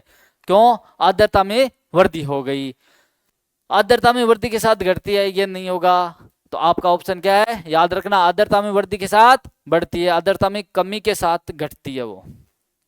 अगला प्रश्न देखो, निम्न में से कौन सी राशि संगीतिक विशेषता नहीं है, मतलब संगीत की विशेषता नहीं है। आपको किसकी संगीत की आवृत्ति के बारे में उसके बात कर रहा है, विशेषता नहीं है। देखो, संगीत में तारत्व का विशेष महत्व रहता है, प्रबलता का विशेष महत्व रहता है, और गुणता, इन तीनों चीजों का विशेष महत्व रहता है। किसका नहीं? तीव्रता अलग है भाई। ध्वनि की तीव्रता होती क्या है कि प्रति सेकंड किसी क्षेत्र पर आपतित जो ध्वनि तरंग है उसकी, वो कहलाती है उसकी तीव्रता। तो इसमें संगीत में ये चीज तीव्रता का कोई मतलब नहीं रहता है। तो ऑप्शन आपका डी इसका राइट आंसर हो गया। अगला देखो, 35 हर्ट्ज वाली ध्वनि जब पानी से 2 गुणे अधिक घनत्व वाले क्या है, डेंसिटी में परिवर्तन हो रहा है, द्रव में प्रवेश करती है तो ध्वनि की आवृत्ति, भाई आवृत्ति नहीं बदलती है, क्या बदल जाता है? ध्वनि तरंगों की आवृत्ति डेंसिटी चेंज होती है तब नहीं बदलती है, तो क्या बदलता है? उसका तरंग दैर्ध्य बदल जाती है और उसकी चाल बदल जाती है, लेकिन उसकी आवृत्ति नहीं बदलती है। तो आवृत्ति आपको कितनी दे रखी है? 35 हर्ट्ज दे रखी है। तो 35 हर्ट्ज देखना इसमें कौन सा है, ऑप्शन नंबर डी है, सी है, ऑप्शन नंबर सी है। क्या नहीं बदलता भाई? आपकी आवृत्ति नहीं बदलती है, मैं लिख देता हूं। क्या बदल जाती है? उसकी चाल व तरंग दैर्ध्य बदल जाते हैं। किसमें? माध्यम बदलने पर क्या है, आवृत्ति नहीं बदलती है, चाल और तरंग दैर्ध्य दोनों बदल जाती हैं। तो आवृत्ति आपको 35 हर्ट्ज दे रखी है, तो इसका 35 हर्ट्ज ही आंसर हो गया। अगला देखो, ध्वनि प्रदूषण को निर्धारण किसके द्वारा होता है भाई? ध्वनि प्रदूषण आपको आ रखा है कि ध्वनि प्रदूषण किसके द्वारा, तो आएगा, हम यही बोलते हैं कि इतनी डेसिबल, क्या जाएगा? इतनी डेसिबल की आवृत्ति से ध्वनि प्रदूषण होता है। तो क्या ये क्या है? डेसिबल, ये है आपकी प्रबलता। ये आपकी क्या है? प्रबलता, ध्वनि की प्रबलता है कि डेसिबल। हम सुनते हैं कि भाई इतनी डेसिबल की आवृत्ति से अधिक आवृत्ति पर क्या होता है, अधिक डेसिबल पर क्या है, वो ध्वनि को प्रदूषित माना जाता है। तो क्या है, डेसिबल किसका होता है? प्रबलता से इसको समझ सकते हैं, प्रबलता होता है। आवृत्ति नहीं है, गुणता भी नहीं है, तारत्व नहीं है। ये तो संगीतीय है, ये आवाज से संबंधित रखता है। गुणता भी क्या संगीतीय मान सकते हैं, तारत्व भी संगीतीय, आवृत्ति अलग चीज है। तो सिर्फ एक प्रबलता है, ओनली वन। किसमें है? ओनली थर्ड सेकंड है, सॉरी सी में है, ओनली सेकंड सी में है। तो आपकी प्रबलता से। अगला देखो, अगला है ध्वनि की तीव्रता का मात्रक। देखो, ध्वनि की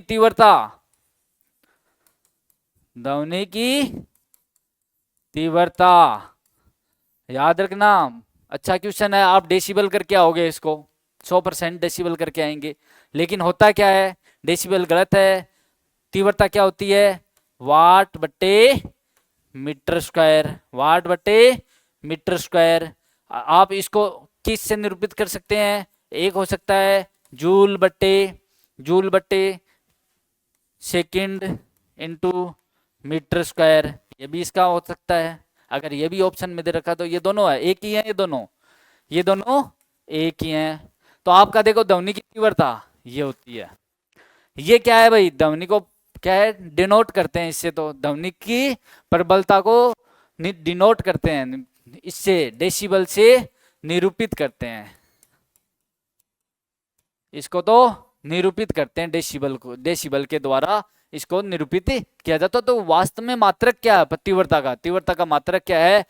वाट प्रति मीटर स्क्वायर क्या है? ये मात्रक है। तीव्रता होती क्या है? वैसे तीव्रता होती है कि प्रति इकाई क्षेत्रफल में आपतित ध्वनि तरंगों की मात्रा, आपतित ध्वनि तरंगों की मात्रा होती है, जिसे आप वाट बट्टे मीटर स्क्वायर या जूल बट्टे सेकंड गुणा मीटर स्क्वायर के द्वारा इसको निरूपित किया जाता है। तो आपका ऑप्शन नंबर ए इसका राइट आंसर है। अगला प्रश्न, अगला बायोलॉजी से संबंधित है।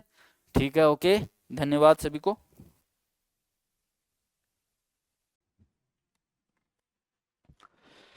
नमस्कार, कैसे आप सभी लोग? अच्छे होंगे। तो अपना जो ग्रेड 3 का टास्क आधारित टेस्ट सीरीज चल रही थी, उसका जो साइंस मैथ्स का जो पेपर था, उसमें जो बायो के क्वेश्चन हैं उनका मैं आपको समाधान करवाता हूँ। थोड़ा सा पिछले टेस्ट में आपको कन्फ्यूजन था कि जो श्वसन तंत्र, पाचन तंत्र, बाकी सब टॉपिक्स के क्वेश्चन क्यों दिए गए। तो सिलेबस में पिछले में जैव प्रक्रम लिखा था, और आपको पता होना चाहिए कि जैव प्रक्रम श्वसन, पोषण, उत्सर्जन और परिवहन, इन चारों टॉपिक से मिलकर के बनता है। तो जैव प्रक्रम जहाँ भी आपकी 9वीं क्लास में जैव प्रक्रम का चैप्टर दे भी रखा है, तो वहाँ आप देख सकते हैं, इससे चारों चैप्टर को मिलाकर के ही जैव प्रक्रम कहते हैं। तो आज का अपना जो टॉपिक था श्वसन तंत्र, बड़े आसान से और काफ़ी अच्छे लॉजिकल एमसीक्यू आपको दिए गए हैं। तो पेपर आपने सॉल्व किया होगा, काफ़ी मज़ा आया होगा। ठीक है, तो अब अपन इनका सॉल्यूशन पढ़ते हैं। श्वसन में CO2 का परिवहन। तो आपको पता है श्वसन में दो गैसें काम में आती हैं, एक ऑक्सीजन और एक CO2। ऑक्सीजन का परिवहन जो होता है वो अधिकांशतः होता है हीमोग्लोबिन के द्वारा। किसके रूप में? ऑक्सी हीमोग्लोबिन के रूप में। और ये 97% होता है। 3% ऑक्सीजन जो होता है उसका परिवहन प्लाज्मा में घुल करके होता है। कार्बन डाइऑक्साइड जो है उसका अधिकांश जो परिवहन होता है वो सोडियम और पोटेशियम बाइकार्बोनेट्स के रूप में होता है, 70%। थोड़ा सा परिवहन जो होता है हीमोग्लोबिन के द्वारा, कार्ब एमिनो हीमोग्लोबिन के रूप में, और थोड़ा सा परिवहन प्लाज्मा में घुलकर होता है। तो यहाँ पे पूछा है CO2 का परिवहन। तो CO2 का ज्यादा परिवहन तो सोडियम और पोटेशियम के बाइकार्बोनेट्स के रूप में।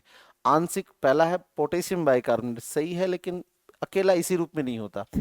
आंशिक रूप से प्लाज्मा में घुलनशील, आंशिक रूप से सोडियम और पोटेशियम बाइकार्बोनेट के रूप में। तो चार ऑप्शन सही, पूर्णतः घुलनशील प्लाज्मा के रूप में, ये गलत है। A, B, C और सही है, लेकिन ज्यादा परफेक्ट कौन सा है? बी ऑप्शन है, क्योंकि ये ज्यादा बता रहा है। अगला जो है, निम्न में से असत्य कथन यानी गलत कथन जो है वो हमें चूज करना है। लवणोद्भिद, लवणोद्भिद वो पादप होते हैं जो समुद्र के पास की जो खारी मिट्टी होती है उसमें उगते हैं, और ऐसे पादपों में मैंग्रोव वनस्पति जो है वो मुख्य है। तो लवणोद्भिद पादपों की विशेषता होती है कि इनमें न्यूमेटाफोर जड़ें पाई जाती हैं, श्वसनीय मूल पाई जाती हैं। क्यों पाई जाती हैं? क्योंकि लवणोद्भिद मिट्टी के अंदर मीथेन गैस होती है, तो वहां प्लांट्स की जो रूट्स होती है उनको ऑक्सीजन नहीं मिल पाती, और ऑक्सीजन के लिए वो जमीन से बाहर निकली होती हैं, जिनको श्वसनीय मूल कहा जाता है। नाक में श्वास लेने पर वायु नासिका मार्ग, गुदा से ग्रास नली में प्रवेश करती है, ये भी सही है। सॉरी, नासाग्रसनी में प्रवेश करती है। भ्रूण में श्वसन क्रिया नहीं होती, गलत बात है। भ्रूण में रेस्पिरेशन होता है, लेकिन भ्रूण सांस नहीं लेता। देखो, श्वसन और संवातन दोनों में अंतर बताया था। सांस लेना और सांस छोड़ना क्या है? संवातन। तो संवातन भ्रूण में नहीं होता, जबकि ये कह रहा है होता है, तो ये कथन गलत हो गया। तो आपको ये पूछा था कौन सा कथन गलत है, तो आपका राइट आंसर होगा सी ऑप्शन, क्योंकि ये कथन गलत है। भ्रूण में श्वसन होता है, संवातन नहीं होता। भ्रूण में ग्लूकोज का ब्रेकडाउन तो होता है, एनर्जी तो बनती है, लेकिन रेस्पिरेशन नहीं होता, सांस लेने और सांस छोड़ने की क्रिया नहीं होती। ग्लाइकोलाइसिस की प्रक्रिया, तो ये आपको पता है, चाहे वायवीय श्वसन हो चाहे अवायवीय श्वसन हो, ये श्वसन का प्रथम चरण है। और ग्लाइकोलाइसिस चक्र में होता क्या है? ग्लाइकोलाइसिस चक्र में ग्लूकोज टूटता है पाइरुविक अम्ल में। एक ग्लूकोज से दो पाइरुविक अम्ल बनते हैं, तो ग्लूकोज का पाइरुविक अम्ल में टूटना ही ग्लाइकोलाइसिस चक्र कहलाता है। और ग्लाइकोलाइसिस चक्र जो है, ग्लाइकोलाइसिस चक्र होता कहाँ है? तो ये कोशिका द्रव्य में होता है, साइटोप्लाज्मा में होता है। ग्लाइकोलाइसिस चक्र वायवीय श्वसन में भी होगा और अवायवीय श्वसन में भी होगा। अगली बात आपसे ये पूछ रहा है कि इनको अपन को मैच करना है। तो हमें पता है, देखो, यीस्ट के अंदर अवायवीय श्वसन से अल्कोहल बनता है, ठीक है। डायफ्राम जो होता है वो हमारी चेस्ट कैविटी, वक्ष गुहा में होता है। पत्तियां जो होती हैं इनमें रंध्र होते हैं, उन रंध्रों के द्वारा सांस लेती हैं। तिलचट्टा जो होता है वो कीटों में आता है, और कीट श्वास लेते हैं ट्रेकिया द्वारा, श्वास रंध्र के द्वारा। और मछलियां जो होती हैं इनमें श्वसन अंग होता है क्लोम। तो देखो 1 पे 2, 2 पे 3, 3 पे 5, 4 पे 4 और 5 पे 1, 2 3 5 4 1, 2 3 5 4 1, डी ऑप्शन जो होगा वो आपका सही उत्तर होगा। इलेक्ट्रॉन परिवहन तंत्र ईटीएस, जो कि आपको पता है श्वसन का अंतिम चरण है, इसके द्वारा ग्लूकोज की जो ऊर्जा के बड़े मॉलिक्यूल्स होते हैं उनको एटीपी में कन्वर्ट किया जाता है। इसके द्वारा इलेक्ट्रॉन एक वाहक से अन्य वाहक की ओर गुजरता है, सही बात है। इलेक्ट्रॉन परिवहन तंत्र माइटोकॉन्ड्रिया की भीतरी झिल्ली, जिसको अपन क्रिस्टी कहते हैं, इस क्रिस्टी पर मौजूद ऑक्सीसोम कणों के द्वारा होता है। तो ये भी सही है, ये भी सही है, दोनों सही है, ए और बी दोनों। सही कथन चूज करना है। वायुमंडल में गैसों का प्रतिशत उच्च श्वसन, उच्च श्वसन का मतलब है छोड़ी गई श्वास, तो वायुमंडल में जो गैसों का श्वसन है वो खींची गई श्वास के अनुपात में होता है, छोड़ी गई श्वास के अनुपात में नहीं होता है, क्योंकि जो सांस छोड़ते हैं उसमें ऑक्सीजन का लेवल घट जाता है, CO2 का लेवल बढ़ जाता है। तो पहला जो कथन है वो गलत हो गया, हमें सही कथन चूज करना है। पादपों में श्वसन व प्रकाश संश्लेषण में उच्च श्वसन निश्वसन नहीं, उच्च श्वसन निश्वसन तो सांस छोड़ना सांस खींचना है, श्वसन और प्रकाश संश्लेषण का इससे कोई संबंध नहीं है, तो बी कथन भी गलत है। श्वसन एक उपापचयी क्रिया है, उपापचयी क्रिया है जिससे जैव भार में वृद्धि, वृद्धि नहीं होती, जैव भार में कमी होती है, श्वसन से बायोमास घटता है क्योंकि एक कैटाबोलिक रिएक्शन है, तो ये भी गलत हो गया, हमें सही चूज करना था। मनुष्य में श्वसन दर का मापन स्पायरोमीटर के द्वारा होता है, ये बात सही है, श्वसन दर जो होती है वो स्पायरोमीटर के द्वारा मापी जाती है। अगली बात, फेफड़ों की कुल क्षमता कितनी होती है? तो फेफड़ों की कुल क्षमता होती है 5800 ml, लेकिन याद रखना अगर कुल क्रियात्मक क्षमता पूछे तो 1200 ml घटा दो, फेफड़ों की कुल क्रियात्मक क्षमता होती है 4600 ml। मानव स्वतंत्र श्वसन तंत्र के संदर्भ में कौन सा कथन असत्य है? तो देखो, श्वास नली, श्वास नाल गले में ग्रास नाल से एपिग्लोटिस द्वारा पृथक होती है और ये हाइलिन उपास्थि के छल्लों युक्त होती है, बिल्कुल सी आकार के अपूर्ण छल्ले होते हैं। और ग्रास नाल जो है उसको अलग, श्वास नाल और ग्रास नाल को अलग करने का काम कौन करता है? एपिग्लोटिस। तो पहला कथन बिल्कुल सही है। आपसे पूछा है असत्य कथन कौन सा है, ठीक है, तो ठीक है आगे देखते हैं। दूसरा है, पहला तो सही है, दूसरा है फेफड़ों में उपस्थित गुब्बारे नुमा वायुकोष, बिल्कुल गुब्बारे नुमा होते हैं जो गैसीय विनिमय, गैसों को एक्सचेंज करने के प्रमुख स्थल होते हैं, सेकंड स्टेटमेंट भी सही है। फेफड़ों के फैलने और सिकुड़ने का कारण केवल डायफ्राम, डायफ्राम कारण है लेकिन केवल डायफ्राम नहीं है, डायफ्राम भी है, इंटरकोस्टल मांसपेशियां भी हैं, उदर जो पेट की जो मांसपेशियां हैं, उदर गुहा की मांसपेशियां हैं वो भी हैं। तो तीनों प्रकार की मांसपेशियां मिलकर के फेफड़ों को फुलाने और सिकुड़ने का काम करती हैं। तो ये जो स्टेटमेंट है ये अपूर्ण हो गया, इसलिए इसको अपन गलत कहेंगे। तो आपसे पूछा गलत कथन कौन सा है, तो केवल 3 जो है वो गलत है कथन है। कोशिका में ग्लाइकोलाइसिस एवं क्रेब्स चक्र, ग्लाइकोलाइसिस एवं क्रेब्स चक्र का स्थान क्रमशः क्या है?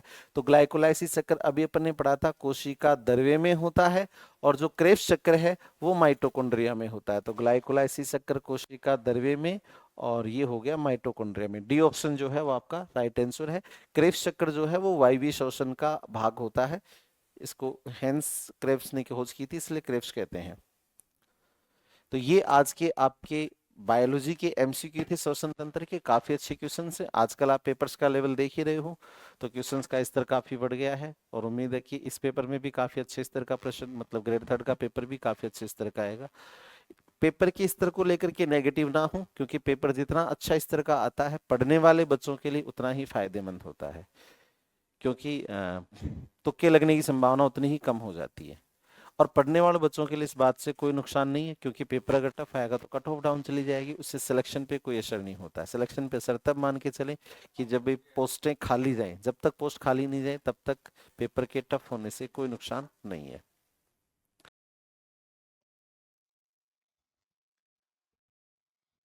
नमस्कार। आज आपने ग्रेड 3 का टास्क आधारित टेस्ट सीरीज का पेपर का सॉल्यूशन कराना है। तो देखो, इसके अंदर केमिस्ट्री के क्वेश्चन हैं आपके। तो सबसे पहला क्वेश्चन 140 नंबर का, निम्न में से किसमें परमाणुओं की संख्या अधिक है? मैक्सिमम कौन से में है ये आपको देखना है। तो देखो, आपको ग्राम में वेट दे रखा है, ये टॉपिक कौन सा था? मोल संकल्पना का टॉपिक था। कौन सा टेस्ट है? मोल संकल्पना का टेस्ट है।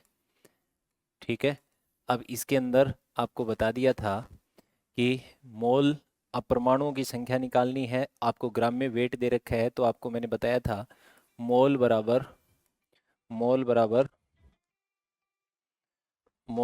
क्या था आपको? जब ग्राम में भार दिया हो तो मोल निकालने के लिए क्या करेंगे आप? ग्राम में भार दिया हो तो मोलर मास का आपको भाग देना है, और मोल दिए हुए हों तो क्या करोगे? गुणा करना है मोलर मास का। ये बता दिया था। अब आपको यहाँ ग्राम में वेट दे रखा है और मोल निकालने पड़ेंगे। उसके बाद परमाणुओं की संख्या, तो इधर आप नंबर ऑफ एटम्स निकालना हो, परमाणुओं की संख्या निकालनी हो, तो आप क्या करेंगे भाई? इसके लिए अवोगाद्रो संख्या की गुणा करेंगे, और जब एटम दिए हुए हों तो डिवाइड करोगे किससे? अवोगाद्रो संख्या से। ये करना है। तो इसके अंदर आपको ग्राम में वेट दे रखा है, तो सोने का 1 ग्राम दे रखा है, तो सोने का भार, परमाणु भार होता है कितना? 196 होता है। तो इसका भाग दिया तो ये इतने मोल आ जाएगा, और मोल आ गया तो इसके अंदर Na का आप गुणा कर दोगे तो ये एटम्स होंगे। इसके बाद 1 ग्राम सोडियम, तो 1/23 हो जाएगा, और गुणा क्या किया आपने? Na, इतने एटम्स हो गए। इसके अंदर लिथियम का कितना होता है? 7, तो 1/7 और गुणा Na। इसके अंदर क्या करोगे? Cl2 गैस, अब Cl2 गैस, तो Cl2 के मॉलिक्यूल कितने? तो 1 और कितना करोगे आप? 35.5 होता है, तो 71 और गुणा Na। ठीक है, अब इसके अंदर आप परमाणुओं की संख्या आपको देखनी है, किसमें नंबर ऑफ एटम सबसे ज़्यादा है। तो इसके अंदर कितने मोल? ये, और ये Cl2 है, तो परमाणु कितने हो जाएंगे? गुणा 2। इस 2 का और भाग दे दो तो ये 35.5 Na दिख रहा है आपको। अब आप ये देखो, Na तो सब में सेम है, तो ये 1/196, और ये 1/23, और ये कितना है? 1/7, और ये 1/35.5। इसका मतलब सबसे ज़्यादा किस में? नीचे जो संख्या सबसे कम है उसके अंदर सबसे ज़्यादा हो गए। इसका मतलब कौन हुआ? सी ऑप्शन सही है इसका। कौन सा ऑप्शन सही हो जाएगा? 1 ग्राम लिथियम। अगला क्वेश्चन, मोल संकल्पना निम्न में से किसे आधार माना गया? मोल संकल्पना में से किसको आधार माना गया? ऑक्सीजन 16 को, कार्बन 12 को, ऑक्सीजन 17 को, क्लोरीन 35.5 को। तो किसको आधार माना? कार्बन 12 को। ठीक है, जो आसानी से उपलब्ध हो गया, इस वजह से इसको आधार माना गया। अगला क्वेश्चन है आपके, 52 ग्राम हीलियम गैस में मोलों की संख्या होगी।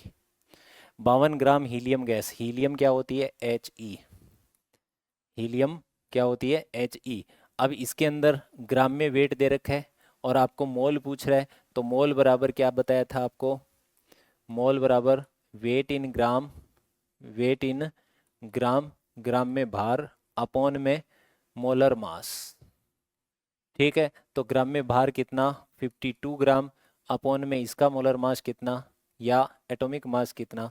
13, ये सॉरी, मोलर मास कितना इसका? 4। कितना आएगा? 4। तो 4 तो कितना आएगा? 13 मोल। कितने मोल हो जाएंगे? 13 मोल निकाल लेंगे। अगला, इसके बाद अगला 143 क्वेश्चन है, 0.5 मोल नाइट्रोजन गैस का ग्राम में भार। सेम वही क्वेश्चन है, मोल दे दिए, अब ग्राम पूछ रहा है। तो ग्राम में भार दिया हो तो मोल को वेट ग्राम में निकालना हो, ग्राम में भार निकालना हो, तो आप क्या करेंगे भाई? मोल मल्टीप्लाई बाई करोगे किसका? नाइट्रोजन गैस है तो मोलर मास का मल्टीप्लाई कर दोगे। तो मोल कितने हैं? 0.5 मोल।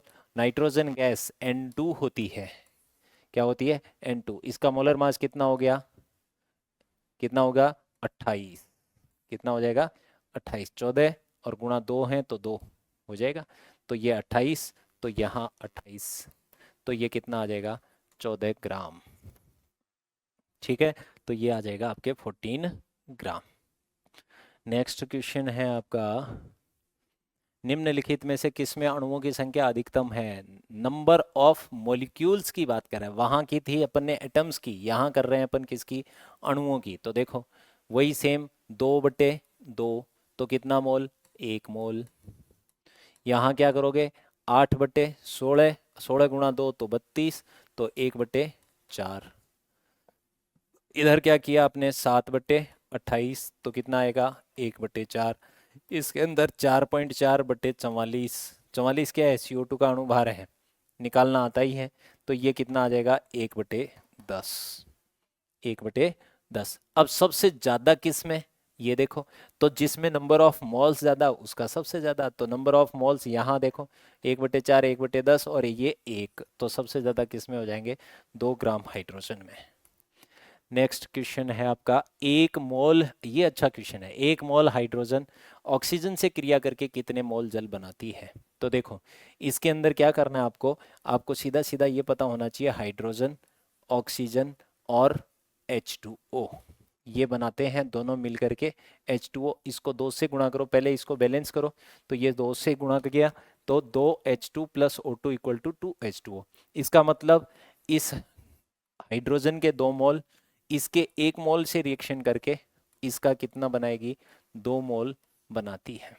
अब आपसे क्वेश्चन क्या पूछा है, हाइड्रोजन का 1 मोल कितने मोल बनाएगा, तो आप देख रहे हो हाइड्रोजन के 2 मोल, 2 मोल जल बनाते हैं, इसका मतलब 1 मोल कितना बनाएगा, 1 बनाएगा। 2 से 2 बन रहा है तो 1 से कितना बनेगा, 1 बनेगा। ऑप्शन नंबर सी हो जाएगा आपका सही आंसर। अगला क्वेश्चन देखो, 4.5 ग्राम जल प्राप्त करने के लिए कितने लीटर हाइड्रोजन की ऑक्सीजन से रिएक्शन करानी होगी। तो देखो सेम वही रिएक्शन, 2H2 + O2 = 2H2O। इसकी बात करें अपन तो ये कितने मोल, 2 मोल, ये कितने मोल, 2 मोल, ठीक है।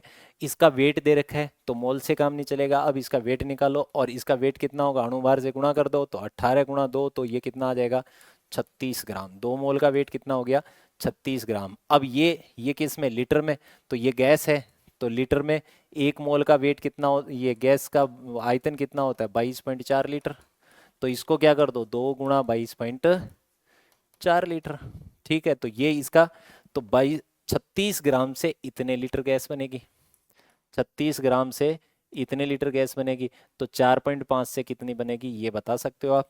तो 36 ग्राम H2O से कितनी मिलेगी, कितने से रिएक्शन करानी पड़ेगी आपको, तो 2 × 22.4 से, 1 से कितनी करानी पड़ी 36 से, तो 4.5 के लिए कितनी करानी पड़ेगी, तो 4.5 ये करना है।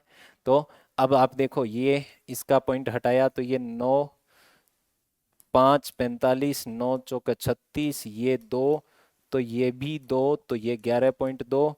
अब ये आ गया इसके, तो ये 5 दूनी 10, 2 से इसको काट दिया तो 5.6 लीटर, कितने आ जाएगा 5.6 लीटर।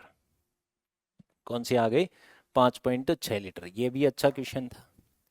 अगला देखो 147.1 मोल C12H22O11 में उपस्थित कार्बन परमाणुओं की संख्या। नंबर ऑफ एटम्स निकालने हैं आपको, तो इस कार्बन के नंबर ऑफ एटम्स निकालने हैं, तो इसका कितना मोल है 0.1 मोल। तो आपको बताया था मोल में अवोगाद्रो नंबर की गुणा करो और एक मॉलिक्यूल में कितने कार्बन है उनसे गुणा कर दो, तो 12 हैं एक में, तो 12 से गुणा कर दो। तो ये जो पहले आया था ये कौन है, इतने सुक्रोज के मॉलिक्यूल्स, इनमें एक में कितने, तो 12 से 12 को गुणा कर दो, तो ये 1.2 × Na आ जाएगा कि नहीं आ जाएगा, ये आंसर आ जाएगा सीधा सीधा आपका इसके अंदर, ठीक है। अगला क्वेश्चन, अगला आया 222 ग्राम CaCl2 में कैल्शियम आयनों की संख्या होगी। CaCl2 में कैल्शियम आयनों की संख्या कितनी है, तो ये 222 ग्राम, आपको ग्राम में वेट दे रखा है, इसके आयंस पूछ रहा है, तो पहले तो 222 ग्राम वेट दे रखा है, इसमें मोलर मास का भाग दे दो, मोलर मास कैल्शियम का निकाल लो, देखो 40 प्लस इसका 71, तो ये कितना आ जाएगा 111, तो 111 का भाग दिया तो 2 मोल आए कि नहीं आए, कितने मोल आ जाएंगे 2 मोल। एक मोल में ये एक में कितने हैं, एक कैल्शियम आयन है, तो 2 में कितने हो जाएंगे, 2 मोल में कितने हो जाएंगे, तो 2Na आ जाएंगे, कितने आ जाएंगे 2Na, कर लेंगे, तो ये आंसर आ जाएगा इसका। अगला क्वेश्चन, अगला क्वेश्चन है ग्लूकोज का मोलर मास होगा, तो आप देखो सीधा कैसे निकालते हैं मोलर मास, तो कार्बन का एटॉमिक वेट कितना होता है 12, 6 हैं ये, तो 6 से गुणा कर दो, प्लस 12 हाइड्रोजन है, एक का 1, प्लस 6 ऑक्सीजन है और एक का 16 है। इनको मल्टीप्लाई करके जोड़ दो, 12 गुणा 6 तो 72, प्लस ये 12, 16 गुणा 6 तो 96, और इनको जोड़ोगे तो कितना आ जाएगा 180 ग्राम पर मोल। तो ये रहा 180 ग्राम पर मोल। ठीक है, ये क्वेश्चन सेकंड ग्रेड के एग्जाम में भी पूछा हुआ है। अगला देखो 150.5 मोल मेथेन में कितने इलेक्ट्रॉन्स हैं। तो 0.5 मोल मेथेन में कितने इलेक्ट्रॉन्स हैं आप निकाल सकते हो।